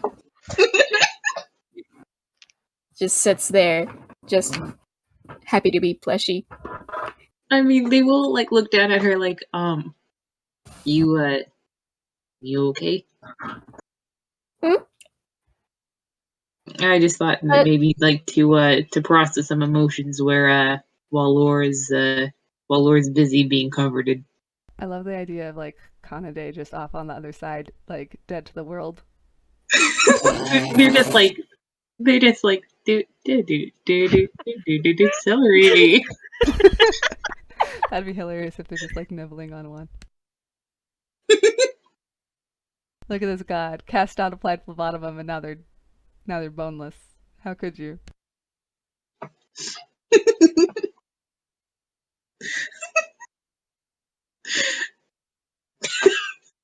Boneless pizza. Boneless pizza? I'm sorry. What the fuck? I don't. I hold my head. Hey, Mina, how are you doing? Yes, let's have an emotional talking about. How is she doing? Do you need me to she recap has a very everything bad... you're having a crisis about? Well, let's see. She adopted a god. She met 2 other gods. She did not expect ever in her lifetime to ever meet a god, let alone adopt one. And she's always had a very lots of anxiety when Laura's lost, and now he's going to. There's monsters after him. So that anxiety has been is it twicefold now? I forgot what's the I don't think that's the right thing to say. It works. Okay. I'm doing great with words today. You got this, you got this. We're cheering you on. Look, the English major says you have this. Mm-hmm. Alright, please stop throwing my major in people's faces. I set it down at their feet. Mm-hmm. She's also trying very hard to like push that dread and anger she just felt earlier about the thought of just Lord dying.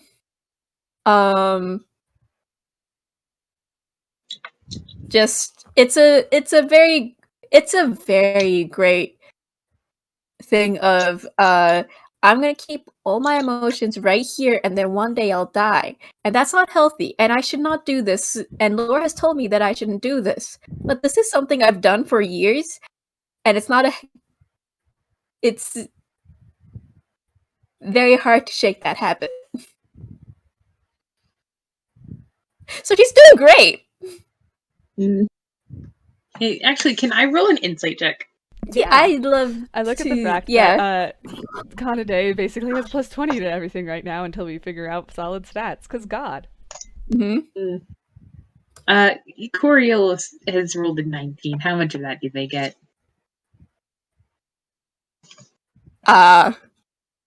Almost most of the yeah. Probably you don't doesn't have to know say about it all over again. Yeah. Definitely the earlier statement messed her up. Still the shock of the God thing, but doesn't really know about, like, you know. she's just a bowl of anxiety right now, and she's not doing very great to hiding it. She's got a -1 deception. I will try. If you got a nat 20, that would not be that 19. No. Yeah, she's trying very hard, but it's not like there's her tail is swishing and her ears are just kind of just twitching as well. And she's looks very, very lost in her thoughts. Yeah. I think that they consider, and they sort of set her down just like gently on her feet, and they root through her pockets. They root through her pockets. They check their other pockets. They actually have a very nice waistcoat on. It looks a little bit raggedy, a little bit, water damaged, but it was once nice. Mm-hmm. No, yeah, I not wonder in who those fixed pockets. it. I wonder. They check their pockets. They check their pockets. Oh, here it is. And they pull out. It looks like a little pillow that's covered in it looks like sort of a vellum or a naga hide. It's got straps. And they sort of put it on like a glove. They hold it out and they go, "Okay, do you know how to throw a punch? Like a good punch?" As she just look at the pillow, looks at Coriolis. Lorem using like, my head just went confused. Yeah, so okay, hold out your arm. Make a fist. Uh-huh. Yeah, okay, she does. She looks very confused. Doesn't know what to do. You're gonna lead with your first 2 knuckles. And you don't tuck your thumb in. Move it outside your yeah. Oh, yeah, there you go. Okay. Yeah, okay. So they hold it up, serve in front of you, and they go, "Okay, give it a good punch." She just hesitates, but okay. That's just a straight d20 for strength.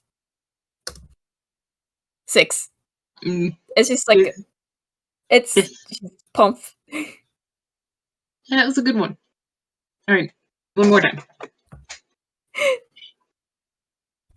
Here, actually, move your legs a little bit wider apart, and sort of let your weight sort of settle evenly. Maybe a little bit more forward. Yeah, there you go. Okay, try it again. Worse. she's still holding back. She's not used to this. It's okay. Breathe in, and then when I want when you go to punch, I want you to breathe out, and I want you to think of applied phlebotimum. Yeah, punch. Here, let me help you. And please roll with advantage.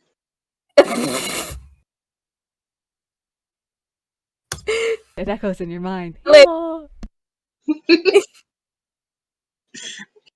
Slightly bitter. Yeah, they their hand rocks back a little bit, and they go, "Yeah." There you go. You got this. You're practicing for the next time.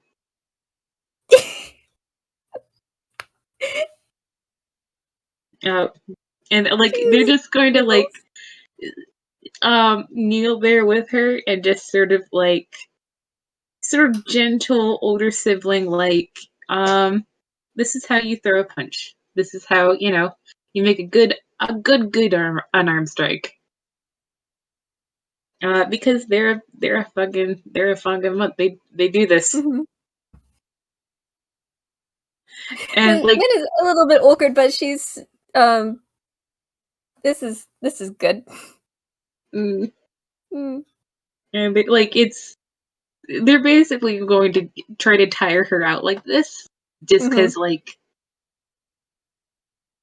yeah.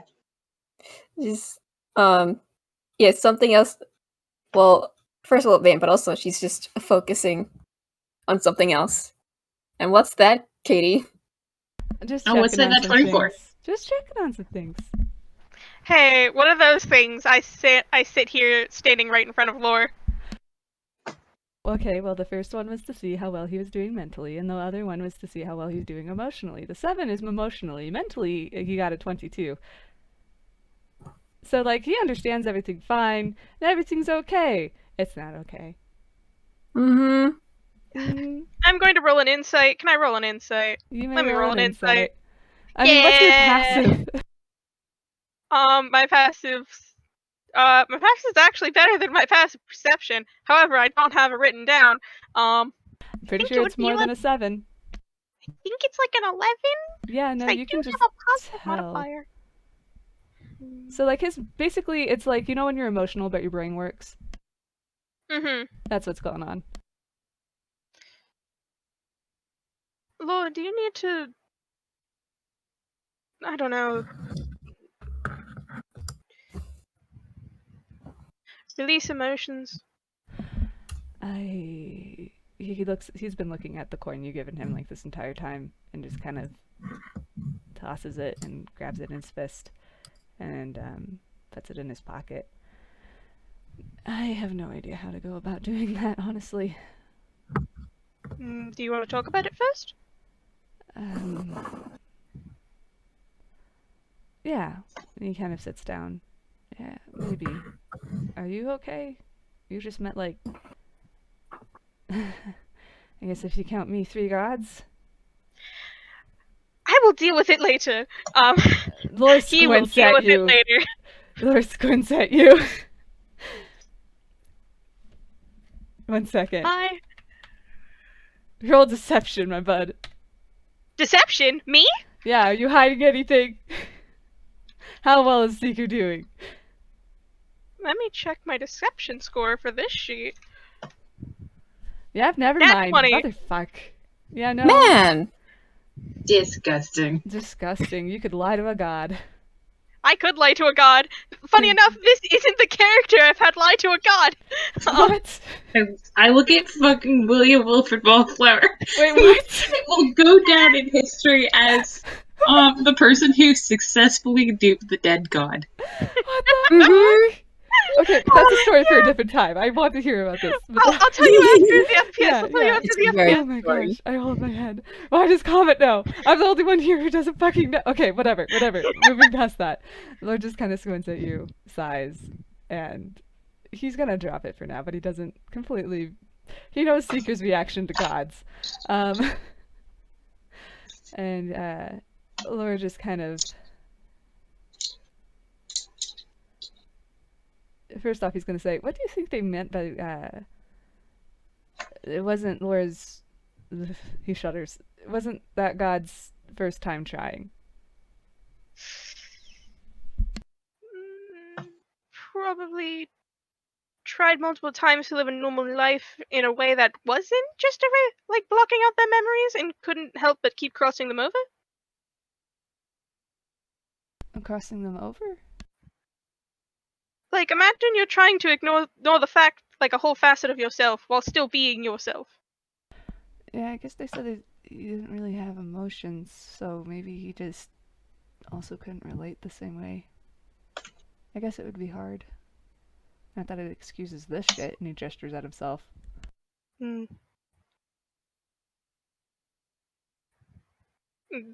Seeker. I kind of imagine they're, like, sitting outside of the shop having this conversation now. Huh. In the distance, you can see Curiel's coaching Minami like they're going to make a prize fighter out of her. Do it.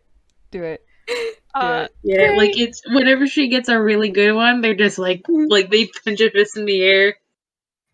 Like it's over the top coaching, like it's slightly silly, but also it works. I love them. I love them. Coriolis is so good. And me, I love you.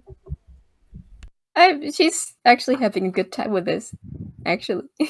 Yes. Also, Good. there's a god who's boneless eating celery. Yeah. God. Seeker Yes. kind of, like, stares for a moment and, like, adjusts his sunglasses. Well, sometimes in order to kickstart off a proper story, someone has to do something foolish. Who just sighs and falls back onto his back and just like looks like he's gonna make a snowman kind of posture. If you in the past did not understand how this could hurt, then they wouldn't see an issue with it, would they? No, but Laura rubs their face. I hate that was me, apparently. I don't like that. But it's not you now, is it? No, but it's not how You're different. Yeah. You're a different storyline. What does that say about that stupid domain influence? Seeker pauses. Universe tie-ins. Yay. God. They flop their arms back down.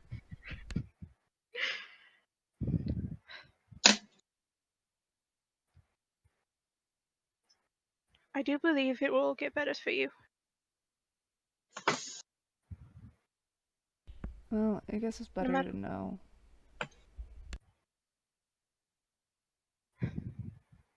And knowing is half the battle. Yeah. Fucking battles, right?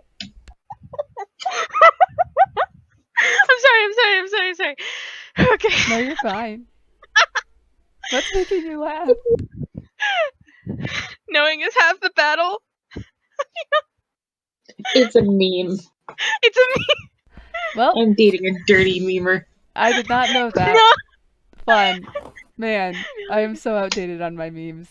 I pat you. I took such a long break from Tumblr. Maybe it's time to go back to the hellhole. I just got out. Okay.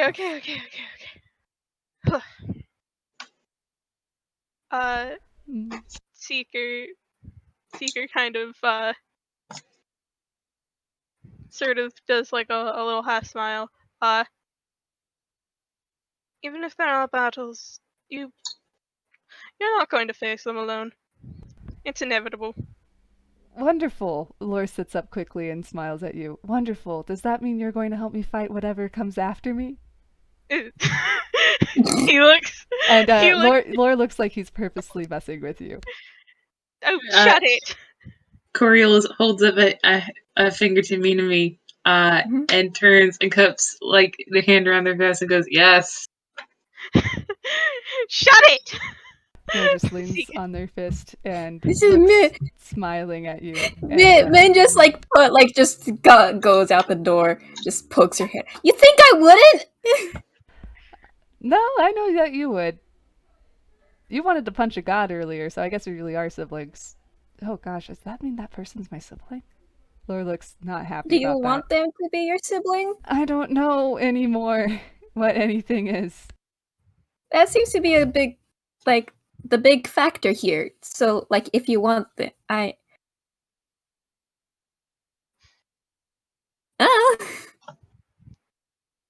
Laura's struggling. I'm with very some new to cultural the family thing, okay? Laura's struggling with cultural things right now.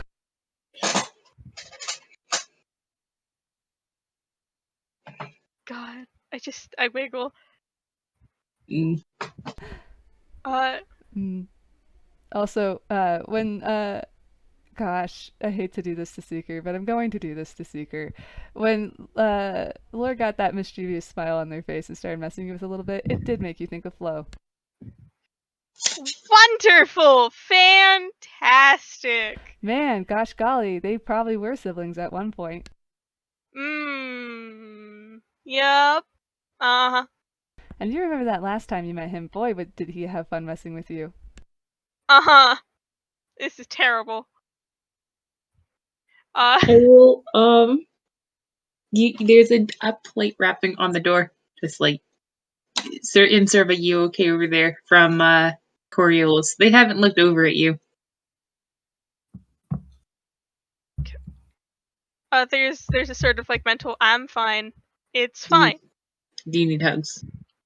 No, I'm currently comforting another child. Well, you need hugs later. Debatable. And just kind of, turns Do back. you want hugs later? Seeker is ignoring you. Yeah. Lore kind of hops up so that he's kind of squatting down and kind of looks at you. with his arms resting on his knees, and gives you a considering look, and then reaches out and goes boop, boops your nose. Why? Made me smile. Well, good. You need to take some downtime after that fuckery. Oh my fucking yeah. No joke. What the fuck? You know, I'm And, not necessarily having the best associations with this continent. But it is where I met all my good friends, so that helps.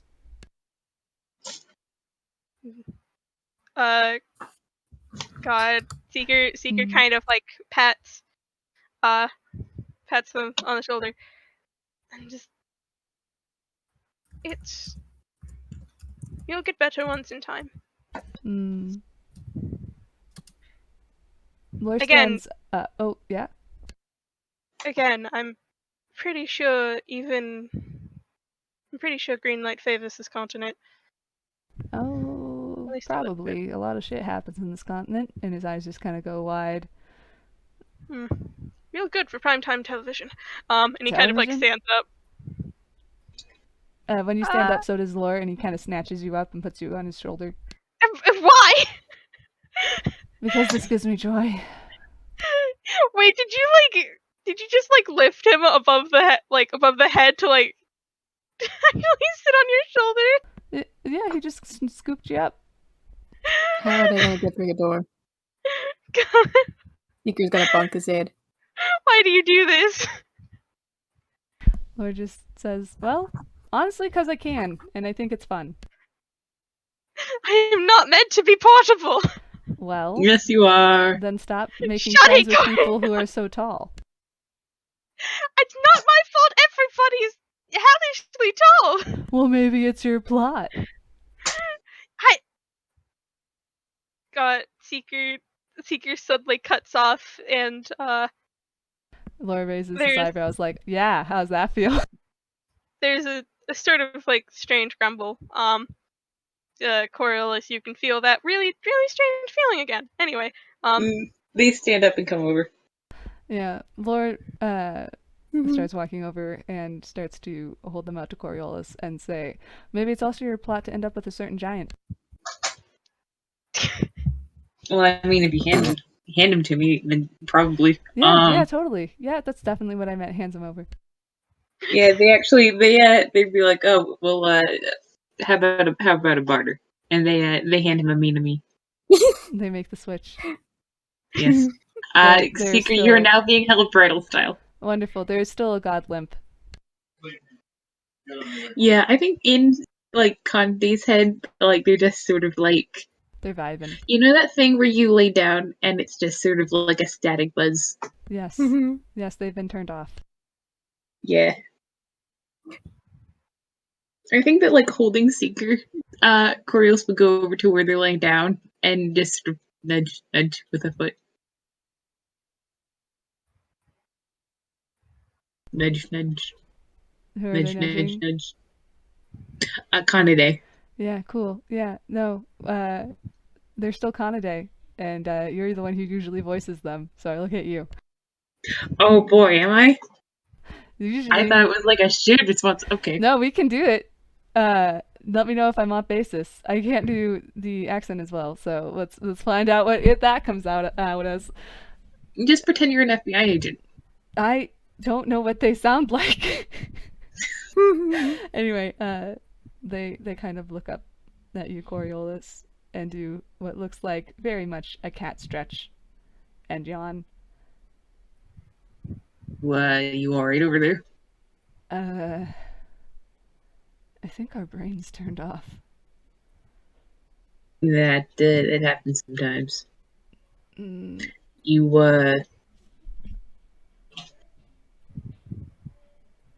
they do slowly you get need off. something?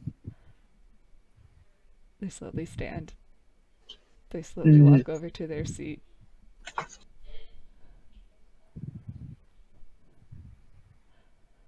Do you want a hug? do you want? Like, should you maybe separate in your brain for a while?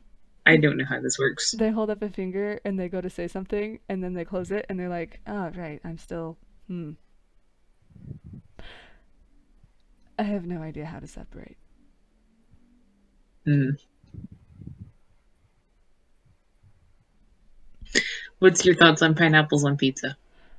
I mean, what's Day's opinion? They love them. Connie doesn't care, so sure. Shit. They shrug. It's like, Chris, it's Corios fine. is like, wow, that, like, we have sunk the ship over that. Oh, I mean, it's just pizza can have whatever it wants on it, so it doesn't really matter. Hmm. What do you think is the best filing system? Hey, what does Day think is the best filing system? Listen, their workshop isn't messy. They have a system. Connie believes in the system. It's never failed them. They kind of Like, shrug.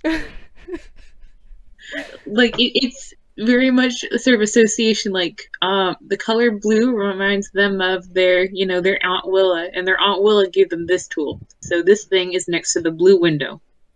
And then this bookshelf, they made with that hammer. So they go next to each other, and the hammer connects the bookshelf to, these sets of screws. And Connie's of the mindset at the moment of, well, that makes complete sense. Mm. Because it's like, well, they just say, well, a filing system's entire purpose is just to make sense and be able to find things, so it doesn't really matter as long as you can use it.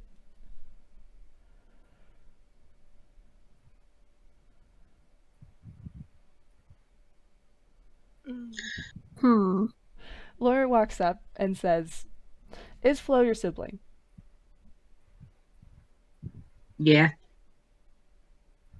Well, shit, I thought that would do it for sure. I think Coriolis looks at Seeker, looks at Kaede contemplatively, and they go, "Who's better, Connie or Day?" And Day immediately thinks Connie. And Connie immediately thinks Day. Mm. I was gonna start doing a height thing, but okay. Does that split them? I think it does, and like immediately the first thing they think of is what the fuck. Yeah. Connie just holds their head like, Really? You chose me? Well, Oh, okay, you shit. chose me, so like you don't get to fucking say anything. Well, of course I chose you. Who else was I We going will to talk choose? about. Why would I choose myself? Yeah, well, why would I choose me? We will talk about this when we are absolutely certain that we're talking in our heads. Oh, right. Out loud talking. Shit. Hi. Yeah. They just You two wait. really need to get better at this. Yeah, it's like, hey, why? Like the entire reason that we were like, yeah, we should have secret here is because you know more about this shit than us. Quite literally. They tap on their head. Sharing space as well as God shit. Yeah. Hey, we didn't tell our thing. Should we tell? We should tell you. Yeah, really quick, Lori's going to be like, actually, there is one thing I wanted to know. I talked about a little bit with Seeker, but what do you mean that Lore tried multiple times?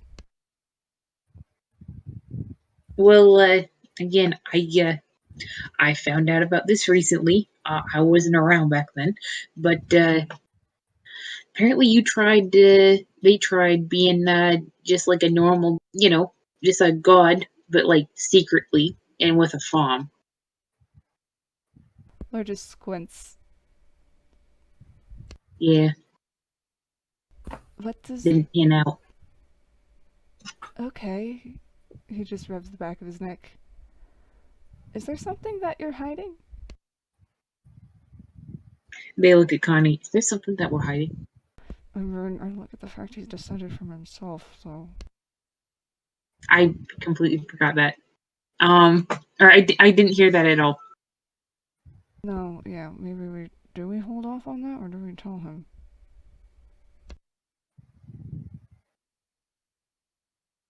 I, Just fucking tell him. Alright, you know that I'm blunt, right? We have not been settled about any part of this. We have not been tactful. I We was have not just been. double checking. Alright. And verbally they say, well, technically they had a family and your family is descended from that family. So you're technically descended from yourself, but not in a weird way. Lord just says, how is that not weird? It's kind of weird.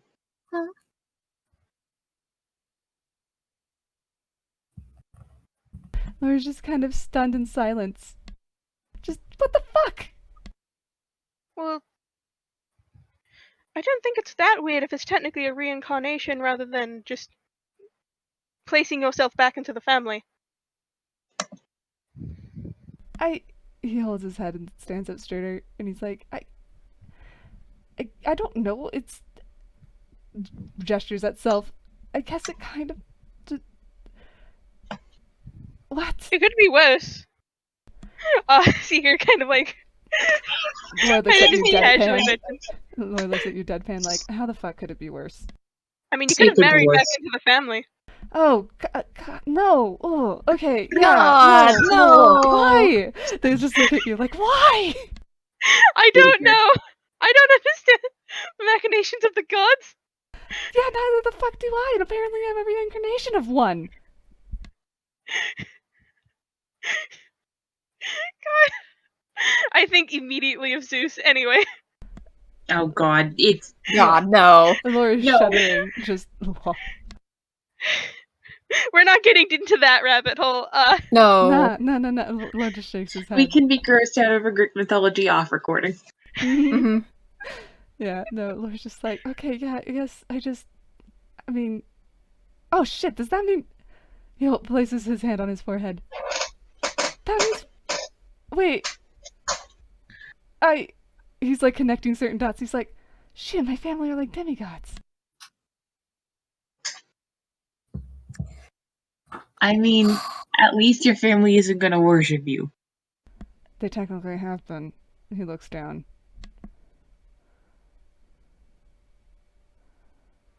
They're just sort of like, they look at She's the inside their head, they Bateman. look at Connie like it's I think in this one very specific instance we do have it worse, but also I don't want to say anything like that right now because he's processing. Connie's like, well, if you don't say Min it. just Hey, well, looks have up you ever at been a Lore. mortal who technically fuses with their god and now their family worships them? Well, you should have. Laura actually laughs at that. Is this an appropriate Yeah, time to it's, finger gun? if you see my cousin Paige, just like Mhm. don't interact. Like D and I just don't. Who's Paige? I don't know who Paige Okay. is. Paige is a bitch, and they're a priest to continuity, or Okay, they so were. Okay. They're not definitely. Well, I guess, are they... Wait, we're acting god of lore, aren't we? Wait, I what? mean, yeah, that was actually the other thing. What? So we mentioned at the very beginning that Connie was dying because he was Oh. a god without a domain, and there was a domain that needed a god. So we were like, what if we solve one problem with another?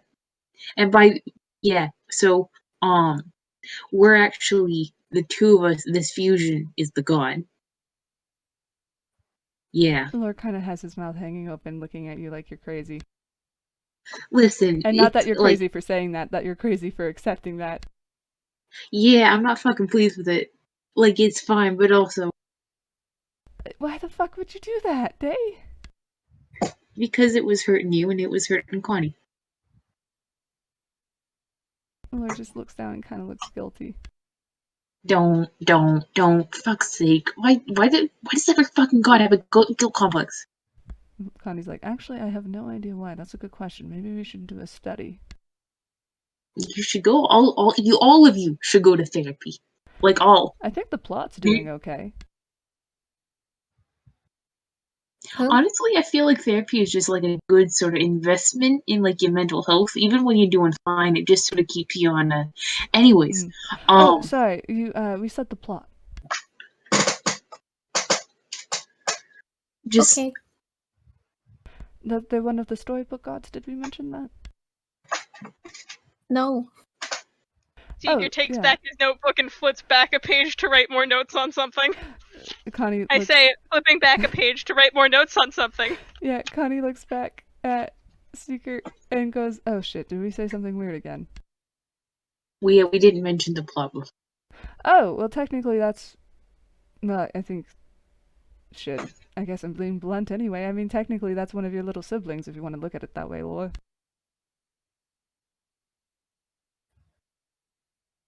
Laura just blinks. You are a trial.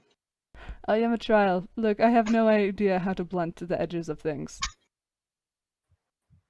I was safe. Why not?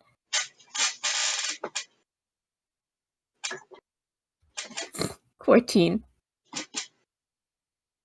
Yeah, actually, that's a good point. Laura, how you doing? Mhm. That's fine. One sec. It's... Ah, kitty. I mean, she knew that the plot was like some kind of force, you know, but hearing that it's an actual person... Connie just kind of elaborates. Well, technically there's multiple plots, but there is the main-ish plot, at least associated with Otto, main shit. I mean, Lottie is very nice. They don't control the plot, it's just their domain. She's just a little kiddo. Yeah, she's adorable. I love her. Yeah. Oh. Man, I miss her. We should go visit. Can we visit them? Oh, we should be able to. We should do that. Yeah, do you want... I want to go... Actually, wait, no. We're doing serious things. Oh, right. Focus. Shit. We're so sorry. Yeah, no. Did you want to stay here and process or go home with your sister? Because we can just let you go home and circumvent the whole getting lost thing. Laura kind of looks around and looks at Minami and kind of nods. Unless Minami has a different question. I do have one more question that I... Yeah, go for it. Monsters that you said that was after Lore or you, Oh yeah, those things. How do we prevent that? Dave, what do you think? Well, Well, I know the reckless answer, but what's the safe answer? I mean, the first thing to do is sort of like minimize your divine footprint. Like, and I feel like actually we like partially we've done that. So like, good job, no, us. We've definitely done that for the most part, but some people might notice some interesting things. But yeah, you know, any sort of like there's anti-scrying technology. We can actually like let me look to see what we got in the the back rooms. And I can ask my mop. Yeah, we can send it to you. I mean, we also have parcel cats, so. Yeah, she just nods like, that would be very useful. Thank you. Yeah, so anti-scrying, like any sort of thing that can like mask magic. It's keeping a low profile is not what you are literally built for. So, I wouldn't bother, but just like keep your friends close and look forward. Keep your eyes up. Cool. Yeah, no, I'll try to do that. Or just kind of sighs. Yeah. And also just like if you information is the antithesis of stagnation. That's fair. And unknowing. So like do your research, eat your greens, look both ways when you cross the street, and if you hear anything about the Torn or Torn-like objects, share it, Cool. I guess keep making connections is a good way to fight the Torn. Yeah. Keep your plot going. Don't let your story end. Yeah. And Day, in your head you kind of hear Connie say, the reckless answer was technically we have more of a divine law pinging than them, and so they're probably gonna go after us first anyway. Yeah, that's fine. I got some ideas. Oh, I have lots of ideas. It's going to be fabulous. Yeah, what about a gun that shoots like drones, and then the drones have guns? A gun. I love it. A gun. And if we want to get really fancy, the Mhm. drone guns could have smaller guns. Just a whole fuck ton of guns. I love it. Let's do it. I'll put it in Yeah. the blueprint drawer. We can also we kind of made friends with Mary Sue. She might like to fuck some of this shit up. Oh, yeah, actually, that's a very good point. Yeah, what if we just sort of got together like a vampire fighting club? Oh, that would be fantastic. Oh, do we like make no. do we just like do random crazy god shit now? I mean, that is one way to live our lives if we so I mean, that sounds wish. fucking awesome. I don't know about you, but I've never really had the opportunity to enjoy being a god. Yeah, same. I'm kind of home, but we're in the middle of something. Oh, right, we were in talking. the middle You of totally something. zoned out. You just everybody else just sees Yeah. the fact like Connie and Dag froze. Yeah. Min's just shuffling on her feet a bit, just I think that waiting. Oh, look, they're as learning. they're Seeker says that out loud to What do the they say? group. Seeker goes, "Oh, look, they're learning." They're not saying it out loud. I think that as they stare into space, this sort of slightly evil grin sort of stretches over their face. Oh goodness. Laura kind of waves Is a that a hand good in front of sign? their I don't face. understand. I have no idea if that's a good sign or not. Actually, here, Mimi, can you help me? Huh? Okay, they pick you up and hold you out in front of Connie and Day, and and they say, do one of your hiccups or sneezes. I can't do that on command, Lord. Okay, that was cute enough. And Connie looks and goes, "Aw." Who hiccups on command? I don't know. Laura shrugs. I mean, I can make a hiccup sound. Oh. Laura's dying. Was that intentional? Yes, me intentional. Yes, cool. Her, no. Laura just goes, He looks mad at himself. Oh boy, that is sort of what I sound like when I sneeze, isn't it? Oh boy. Oh my gosh. Their sneeze is I guess it's our sneeze now. Oh shit. Min looks grumpy. So does Connie. They're thinking about sneezing. They're thinking about sneezing. Thinking about, oh no, they need to sneeze. You just hear this adorable high-pitched sneeze.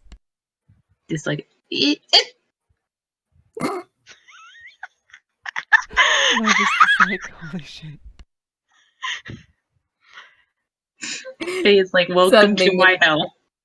I know your hell, and I am a part of it now. Welcome to my hell. Yeah, well, no shit. Anyway. Yeah, so you guys should rest. Yes. Any other questions, little Minami? I say that affectionately and not about your size. I need to clarify. She just. We're both older than you. We're talking about age here. Okay, we're not gonna win this battle. Any other questions? No? Actually, one would with lore sort of, if you're okay with it, a little bit. Come on, let me sort of lead you a little bit. Lore sighs because he keeps getting asides. Yeah. He's like, oh great. This makes him think of certain conversations he's had with his parents. Just to be clear, you don't need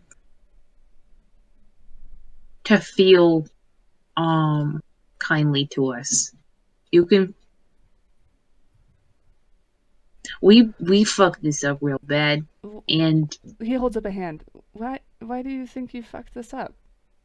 I mean, how else are you supposed to tell an 18-year-old kid that they're a god? I know that we overheard you and whatnot, but I'm pretty sure, he points up, that was not your fault. You deserve better. I mean, and just Look, I'm not mad at you. It's not like you made the information happen.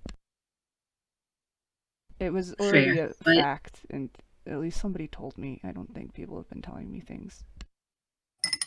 yeah, but just we, as far as me, hi, I'm Day, is concerned, you are a good friend, and as far as Connie's concerned, your family.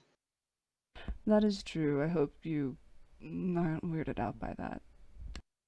I'm a little weirded out at the fact that technically I'm your older brother. That does not feel right. Nah, you're little. You're our little brother right now. Connie, feel like you feel yourself make a weird face because that is weird to think about. Yeah, Connie's. How do you feel about like sort of on the same level status, like middle sibling to middle sibling? No. That's my relationship with Flo. We are not doing that. Okay. You are sibling. Alright, moving on. Laura just looks confused and thumbs up, like, oh, okay. And I think that like unless Lore or Connie stops it, Day will pull him into a. Yeah, no, you hug him, and guess what? He's definitely taller. Yeah. Day is like, yeah, that's normal. Mm-hmm. Yep. Laura hugs back. And then just says, anything else?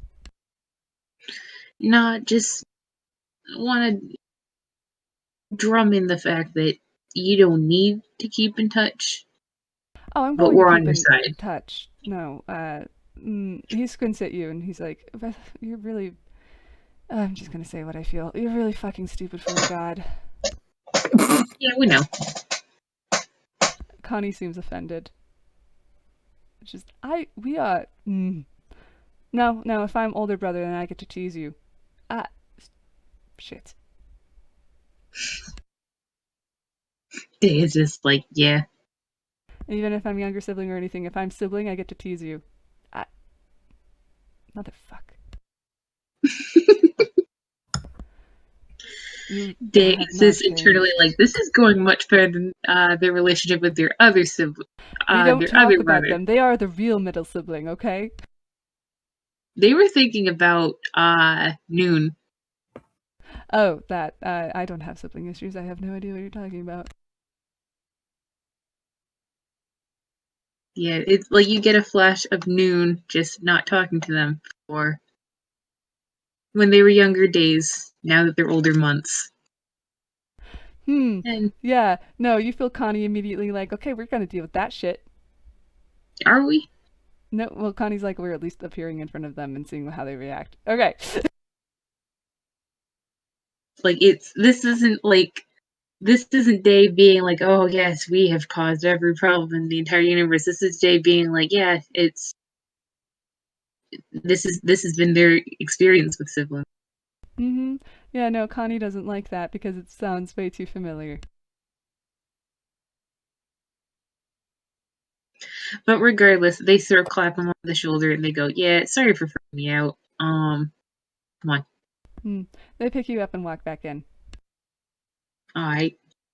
Connie just sighs. They sort of tip their weight so that it is extremely hard to like hold them properly. You know, like cats that sort of like melt out of your hand. Yeah, no, what they do is they literally grab your ankles and they hold you by one ankle and they're like, I have siblings, I know how this works, and they keep walking.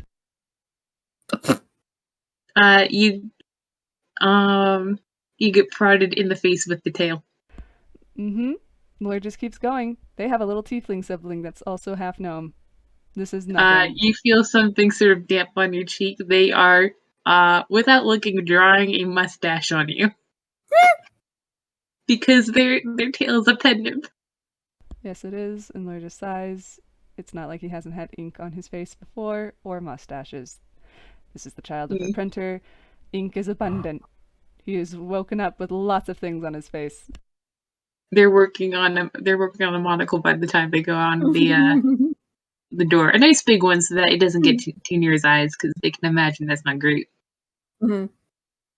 And they're just like, well, I'm glad that things have gone, like, upside down. They're like, well, I'm glad that things have gone according to plan. Min is This is according immediately to plan. snorts. This is according to plan. This is, we really need to get your sort of sarcasm on lock. Because this is a tool that you can utilize to devastating extent. Well, no, I know how to use sarcasm. I just don't know how to understand it. Also, I just realized I don't actually know how to use sarcasm. I think that's just my normal voice. Yeah. Yeah, no, that's It's a good point. You're set down on the couch, and Laura wipes off the ink and goes over to the meme. Do you know prestidigitation, right, meme? Yes. Can you? He points at his face. She just stands there. Okay, that's fair. yes, an ally. Okay. She Well, just has a very, very pleasant smile. cool, wonderful. He presses his face against yours, and now you have a monocle. How's that feel? She casts prestidigitation on herself. That's rude. You know what? He picks you up and uses it to wipe off his face. Your face. His face is now clean. Sitting in the background, also having prestidigitation.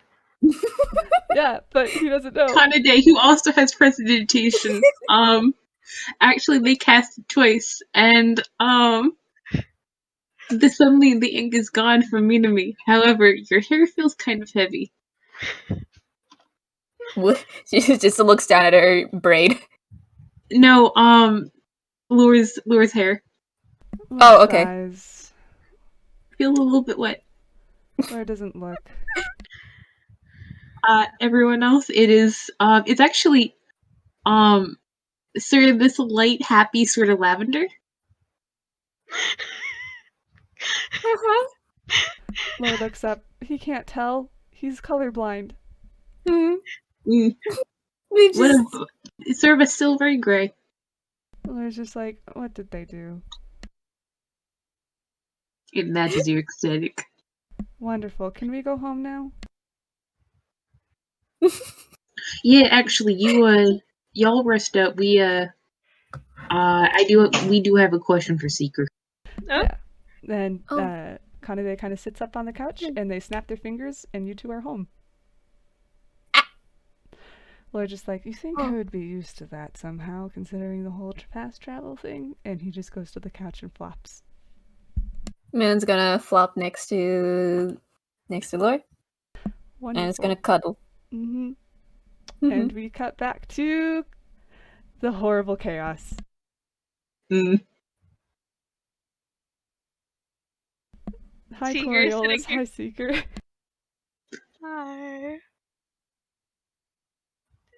Hi. You have a question? Also, that was cool. How did you do that? You just kind of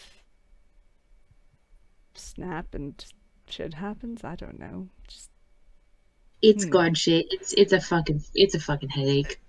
yes, that is a good way to put it. Yeah. So Speaking of so headaches, yeah. So Connie's an archivist. I am an engineer. We know nothing about gods. yes. See, I might have been, and they do air quotes, a god, but I wasn't active in anything. I just recorded shit. I don't even know how I got a fucking church. I don't know who did that shit. Probably Flo. Yeah. So we Well, basically, we're you just know, sort of like bleh. We gotta work on not talking at the same time. It always feels so weird. yeah.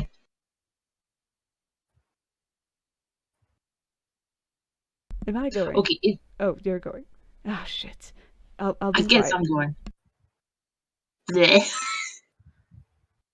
Yeah, so we were like, who do we trust, like, implicitly and is our oldest friend and also knows about God shit? Oh, yeah, that's right, Secret. So, I hope it's okay that we were like, yeah, him. No, it's fine. I'm always happy to help. And maybe one day you won't feel so awkward around us. That would actually be great. You seem cool. Yes, you seem cool, and also we didn't actually. It would be nice if you didn't, but I also understand. But also, boo. Yeah. Let us know if there's like shit that we can do to like be less.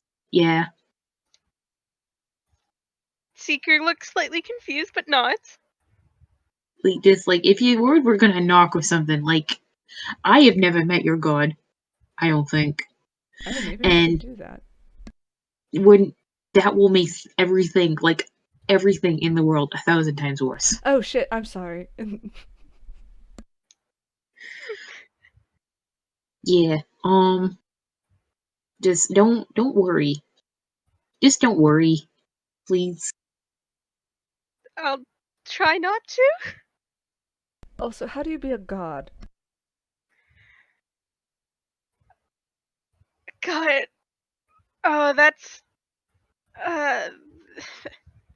Yes, me, magic. A religious expert. With my whole 0 religious knowledge. Or Just- expertise. Just go off of D&D Or shit, you know. experience. Yeah, it's what's Seeker's idea of what a god does? Alright.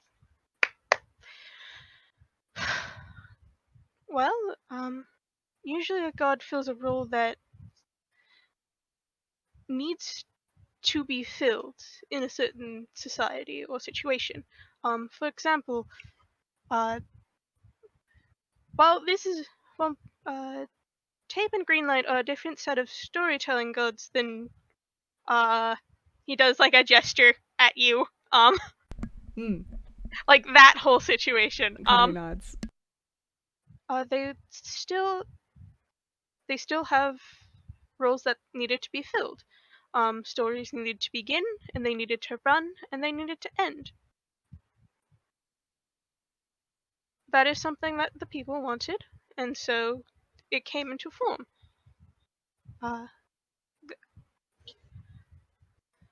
Sometimes gods can develop over sort of local legends, mostly people of great strength and prestige, and believing that their spirit, even in the afterlife, if you ask them for protection, they will protect, because that's what they did in their life.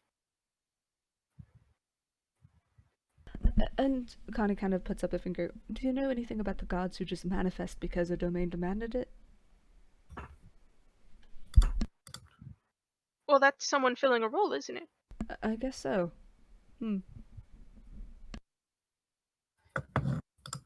Also, how do you avoid a villain arc?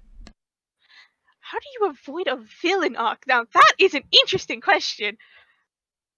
Villain arcs can happen for many different reasons. Sometimes it's sort of a trauma response, thinking that's the only way you can sort of react to a situation.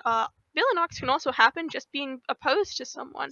You don't even have to do anything terrible. There's multiple different types of villains with pure evil, anti-heroes, that sort of deal. What happens if it's because you're a nosy little shit and you don't know how to control it?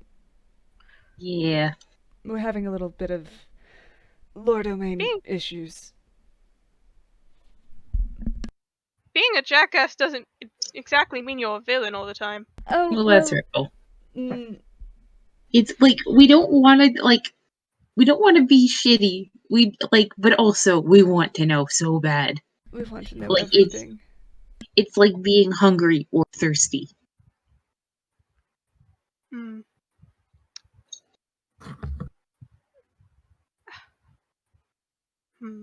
Maybe instead of trying to pry it out of people, you could try to coax it out more slowly.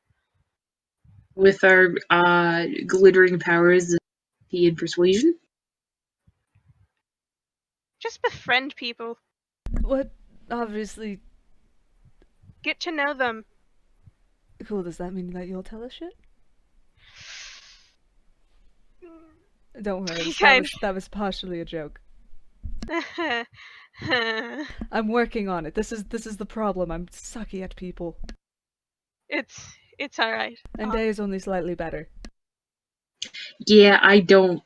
The fact that I work in retail is a cosmic joke, friend. They're an engineer without a receptionist. Yeah. Seeker kind of sort of shakes his head. with a smile. God.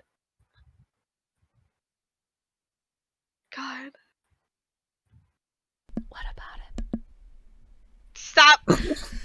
I'm trying to form words! Give me a moment. I'm sorry. Consider, it's like...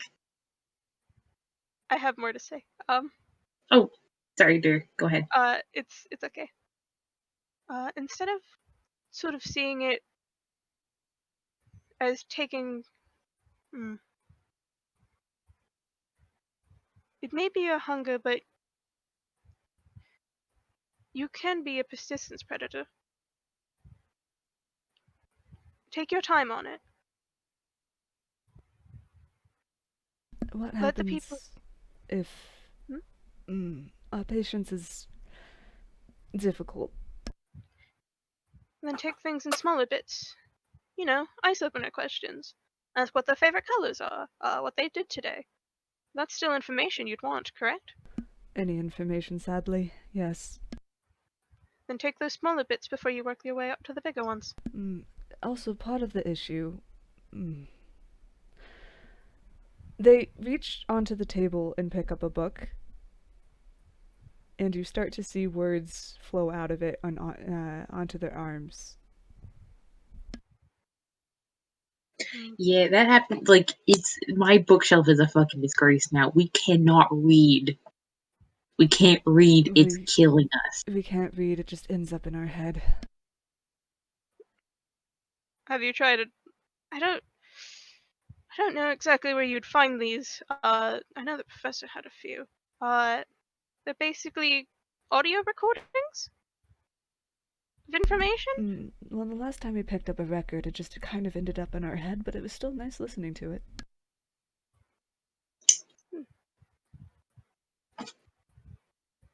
Well, that's half the problem, is things that contain information just end up in our head. And it's hard to savor it unless it's a person.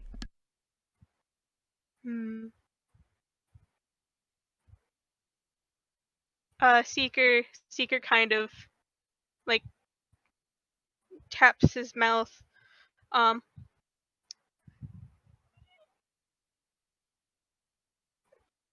Well, I'm not exactly a giant library, but I could tell you some stories. Their eyes fucking sparkle. Oh, I know actually quite a few storytellers. Have you ever heard of the Meadows Narrative? Yeah, actually, I've been to a couple shows there. Yes, it's fantastic. Oh, wonderful. I'd suggest going in there and maybe not telling the front desk lady. She's kind of shivers. She's she doesn't like me personally very much. You see their eye twitch because they so want to tell them and see the reaction and record that information, but they just... We won't. You can if you want to. No, I won't stop don't you. Enable, but... Don't enable. We need to learn boundaries. Actually, it might be interesting. What if, like, you told us a story, and then Coriolis also told a story, and then we just sort of, like, we have sort of a baseline, because, like, you're trained, and, like, well, I don't know, maybe they're trained too, or maybe they're a great storyteller, I don't know. Seeker raises an eyebrow. Coriolis, like, are you going to tell them? Coriolis has actually picked up a different book and has been zoning. You look up like me. Never mind. Go back to that. Are you any good at telling stories, dear? No. Well, actually, I don't know. I've never heard one of my stories. Well, why don't you... Seeker is subtly shaking his head. I like to think pretty good. Why don't you give it a go? And do you want to be the gag author? Yeah, they sort of like, they think for a second, they go, well, Kanade is like leaning in with interest. Yeah, so, the other day, the other day, we found a cursed book. It was really, really cursed. And then it was less cursed. And then it was sort of like we were cursed, but then we were less cursed. But in between, there was ice cream. The ice cream was really good. There was like flavors, lots of flavors. And then also we went to the library. I think that happened 1, 2. Actually, Seeger told me some stories. That was great. But then we went to the library. I'm talking a lot. Oh yeah, and then we went to the library, and then we came back, and then we got uncursed. But we're still a little bit cursed, but it's fine. It's actually pretty handy. So yeah, that's the story. I love them, Your Honor. Unfortunately, that is them better at storytelling. Oh no. At least it wasn't just like 3 monosyllables. Does Seeker pick up on that? Seeker pick up on what? that like they were trying very hard? Well, just sort of like there was a marked improvement. It was still not fucking great. There's a slightly muttered, oh, better than last time. What? Does Coriolis take note of that at all? I mean, like they're not really paying attention to what they sound like. They're just sort of like it's more like they're it's more like they're drawing information like and sort of organizing it with their voice. And I think that they actually they look up and they meet Kanade's eyes, and I think that's probably when the mechanic kicks in, and they take a deep breath and they go, "It started when Seeger fell in the ocean. We were supposed to meet anyway. And I was a little bit late, and I saw him standing at the peak, and his hoofs lifted, and then they like stop because that's different. They're not quite sure how it's different, but like at least this one actually has like information that people other than them can parse in it, and like sort of a scene and like a character and a little bit of plot. It sounded like they were actually gearing up. Connie kind of tilts her head and says, "Is something the matter?" I don't know. It's they sort of look at Seeger. I mean, that's more details than they usually give. I mean, I like to think that I get the important bits. The important bits don't exactly have context. They kind of turn to Seeker and go, "Well, what's your story?"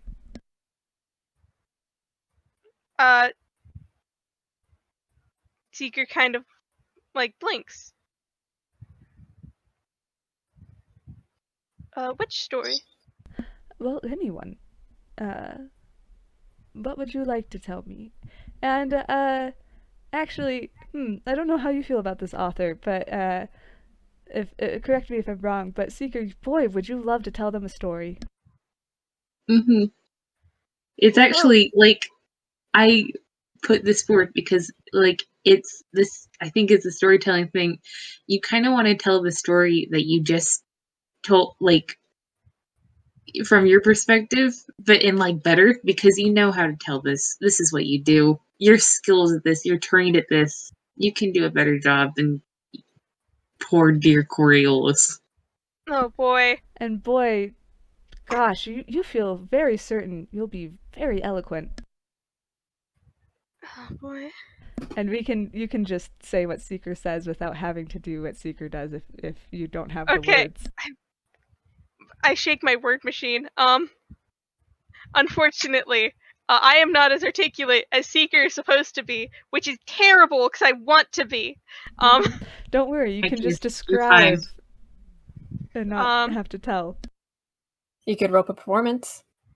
With Roll a performance. oh gosh, should we let them roll at advantage with or something? Because If you let Yes. Seeker stand up, he can actually roll with advantage anyway. oh yes, See, but there's a mechanic at play here, so I will leave that to author. No, yeah, I'm on board with this. Yeah, should they add more than they usually do, or no? I look at Seeker and his bullshit stats. It'll probably do you be want fine. more bullshit? I mean, bullshit is fantastic. Go ahead and add another +1. Yes. Another +1. One of those is a 30. Yeah. Oh gosh. Yeah, you can tell the best fucking story of your life. He leaves no detailed fucking spared. As he Oh goes, boy, does he tell about the coat? if nobody stops him, he will. Boy, do you Because wanna man, just- he really wants to tell this story. Yeah, he wants to Oh, say he everything. really. Oh yes, everything. Mm-hmm.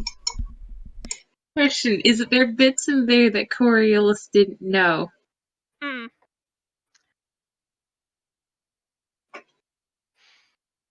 How angsty do I want to make this? I look at the angst we're already at. You're probably fine. I don't. I know KT. I don't think you've seen the. Have you seen the I do 5-part? not mind spoilers, as I listened to the last part without any context, so I'm good. Okay. So basically, Seeker kind of like picks up where Coriolis left off, with their more detailed explanation, about how they went to the ship, how they went to the ship. They wanted to explore the ship a bit, which, of course, was very odd, for Seeker. It can also be noted, Seeker speaks sort of in third person when telling this instead of in first person. Anyway. Yeah, Day and Connie look like they're literally drinking this in. Yeah, Um, Coriolis is just listening with just this very strong, just like this warm affection in their face, just like right now you are the best thing in the world to them. Mm-hmm. And Kanade clocks that. Yep. He meticulously tells the story about how they went exploring a bit more of the ship because the ship's cursed, and haunted, which is interesting and fun and neat. And even though he doesn't like boats, sometimes that little emo edge kind of edges out, and that bit of goth in him, because he's just that kind of goth. Just that kind of goth t-shirt by now.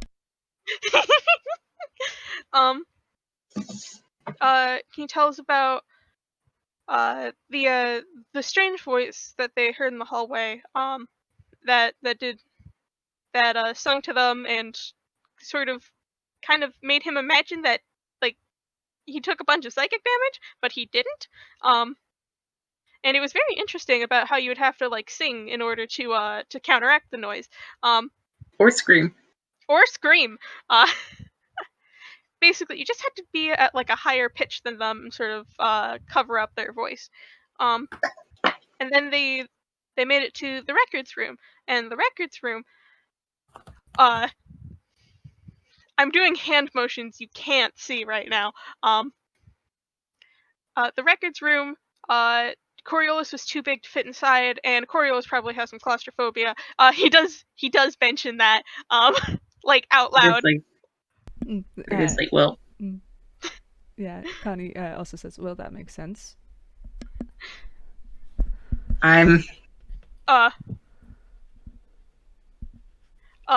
Seeker nods, like, yeah, it does make sense. And continues onwards, that Coriolis was still concerned because it looked like there was a deeper hallway inside, so they got a piece of string and like Coriolis could hold it, that sort of thing, while he explored the filing cabinets, and I'm not going to go entirely into that lore, because, oh boy, but basically found some very incriminating documents from the previous captain, and a small book full of different types of exotic flowers, one of which was stained in blood and looked very much like a ghost on the ship.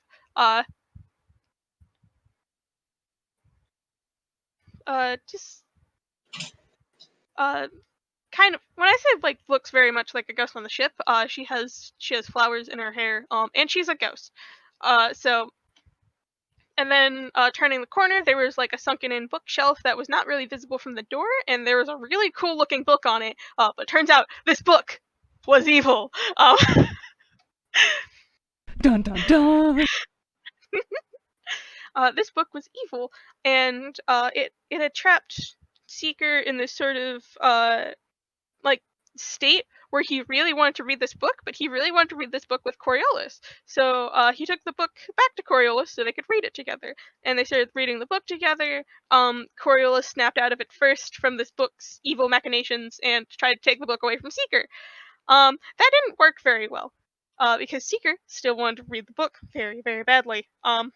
Fortunately, Seeker is also very, very short and has very, very short legs. And while he couldn't exactly keep up with Coriolis, he did try very, very hard to get it back. Which may or may not included casting multiple high-level shatters, and also hypnotic pattern,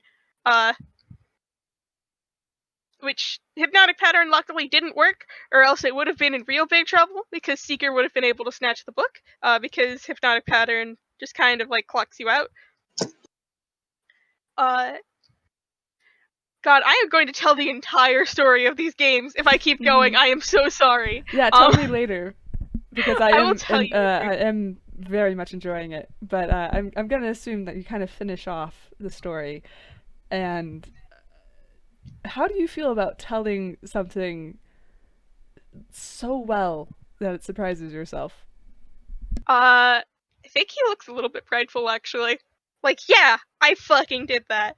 Nailed it. Hell yeah. Stories nailed worthy it. of gods. Stories worthy of gods.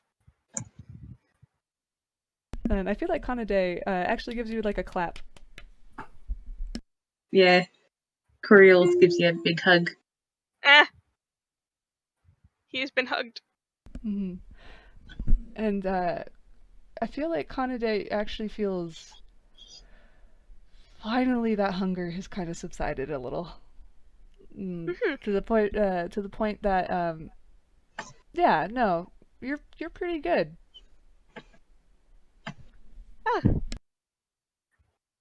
Thank you. It's literally what I've been doing like my whole life, so. Yeah, that's we feel a lot better. I do recommend stopping by the Nemesis narrative then. You can probably ask for more informational texts. I know there's some people in there who have memorized non-fiction books. Also, Seeker, you noticed that you've recalled every detail perfectly, which you normally do, but oh my gosh, it was like right there when you needed it. That feels interesting. Even things that were kind of fuzzy, that maybe you shouldn't have remembered completely, perfectly remembered. And also, you look back on your story and you realize you didn't really embellish. You didn't really, you didn't paint anyone in a better light or a worse light. You didn't, include little details just to zhuzh it up. You just, you told the truth. The whole truth. And nothing but the truth. So help you this God. But yeah. He did. He did do that. He has a set in wisdom. Let's be honest here, he doesn't find that strange. We're letting you. Yeah. We're basically hinting that you would notice. I know, but I need to emphasize, he has a 7 wisdom. That's a Hello, -2. Yeah, I'm just like, this could be considered intelligence, I would argue, but if you want him not to notice, that is also okay. I mean, if Coriolis in your head and they're just like, that was weird. God, I think I shake him. You must really trust these people. I'm glad that you're feeling comfy. Huh. God, like, he could. Alright. He could probably intellectually be like, it's weird that I got all those details right away. And that I didn't but also, lie. And that I didn't lie. Because that's like Seeker's whole thing. Yeah. I think that does catch him off guard. Like, not anything about, like, the information, or, like, even telling a bit more than he usually does, but, like, the fact he didn't make it any fancier than it was. Just gets him to go, like,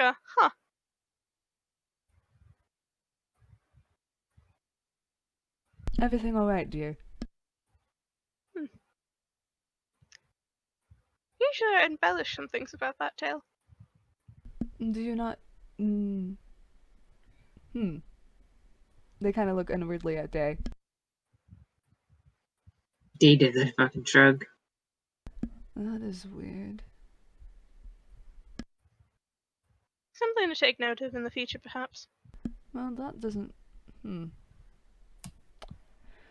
Good to know. Well, how are you two feeling? We didn't expect the Lorem thing as a gesture above, and you know they're talking about Flo. They're a little shit bastard. They're a sibling.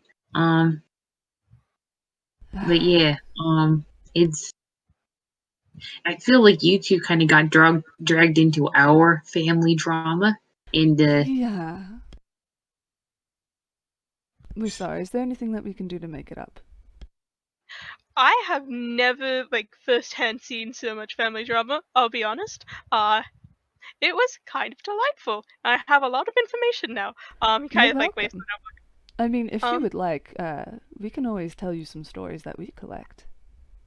His glasses, tunishly do like a shine.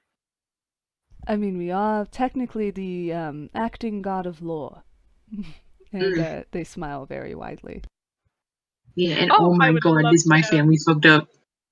Oh, yes. Oh, I would love to know. We would love to give you gossip about a certain individual. God. He is brandishing his notebook. Yes, and I think we fade out on that. And, Arthur, do you want to give the epilogue? We pan out of the scene up above the roofs of Toontown, and we sort of... I think it's almost like like it zooms away into a series of landscape shots over hills and wild areas out of the town into sort of a swampy area, like getting darker, getting maybe a little bit more ominous. And perhaps for a second, the camera lights on a little shack in the middle of the marsh. But it keeps going and going until the marsh has been left behind. And there's a little cabin in the woods. And it is simple but very colorful. The roof is thatched, the windows are large and wide, and the curtains blow in the wind. The doors open, and through it we see an old woman with long gray hair sitting at a loom and just sort of gently smiling to herself as she works it, threading this emerald color through deep purple. just enjoying her craft. And then there's a thump, and she looks up, and that smile sort of drifts away, and she looks haggard and very tired. And she gets up. She's wearing a very long, simple dress, and she passes a very ornate set of armor on her way to the door. And she takes a deep breath and knows that whoever has come to visit her might be the one who is come to ask her to die. But she's getting so tired of saying that she's not built for it. And then she steps out into the sunlight, but there's no one on the path, which is weird.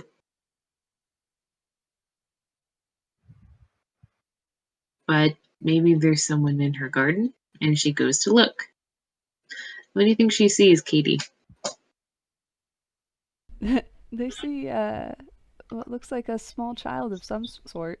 I'm not going to describe them too much because I'm still working on it, but they see a small child kind of rooting around in their garden.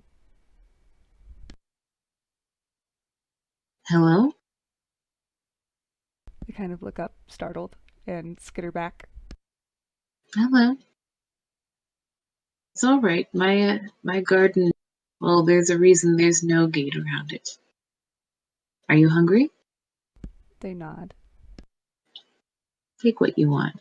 Come on, there's an outdoor fireside. I can help you cook it up, and you don't need to come inside if you don't like to. They kind of look. And How old does the child look? under the age of 10. Mm-hmm.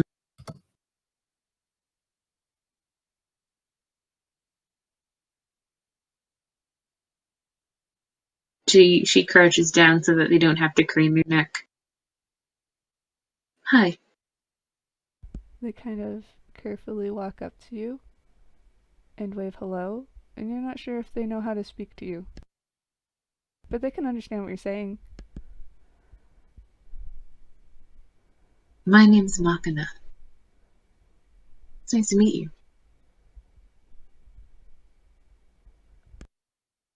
They nod, and as they walk closer to you, they kind of trip.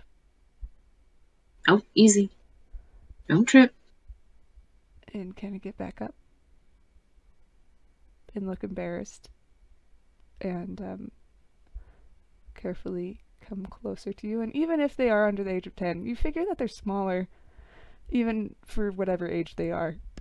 They're very small. Come on, little trip. What do you have there? I see some potatoes and some carrots. It's good for soup. And do you know how to walk those off? They shake their head no, but you also notice that they have what looks like hawthorn. Hawthorn. Come on. We'll get this ready to eat and have a good meal. They just follow you. I think she gives them her hand to hold if they want. And they are taking it. Yes. And as she stokes the fire, I think she looks around because it's for the first time in a long while she has stepped outside her house and nothing's on fire. No one has, come to ask her to fight in a last stand battle. No, there's no roar of dragon in the distance. It's like there's no story. There's no story. And she could almost cry with relief. Yay. What a wonderful note to end on. Mm-hmm. Thanks for listening, everybody. Yeah, thanks for listening. Have a good time zone. Bye. Goodbye. Bye. Bye.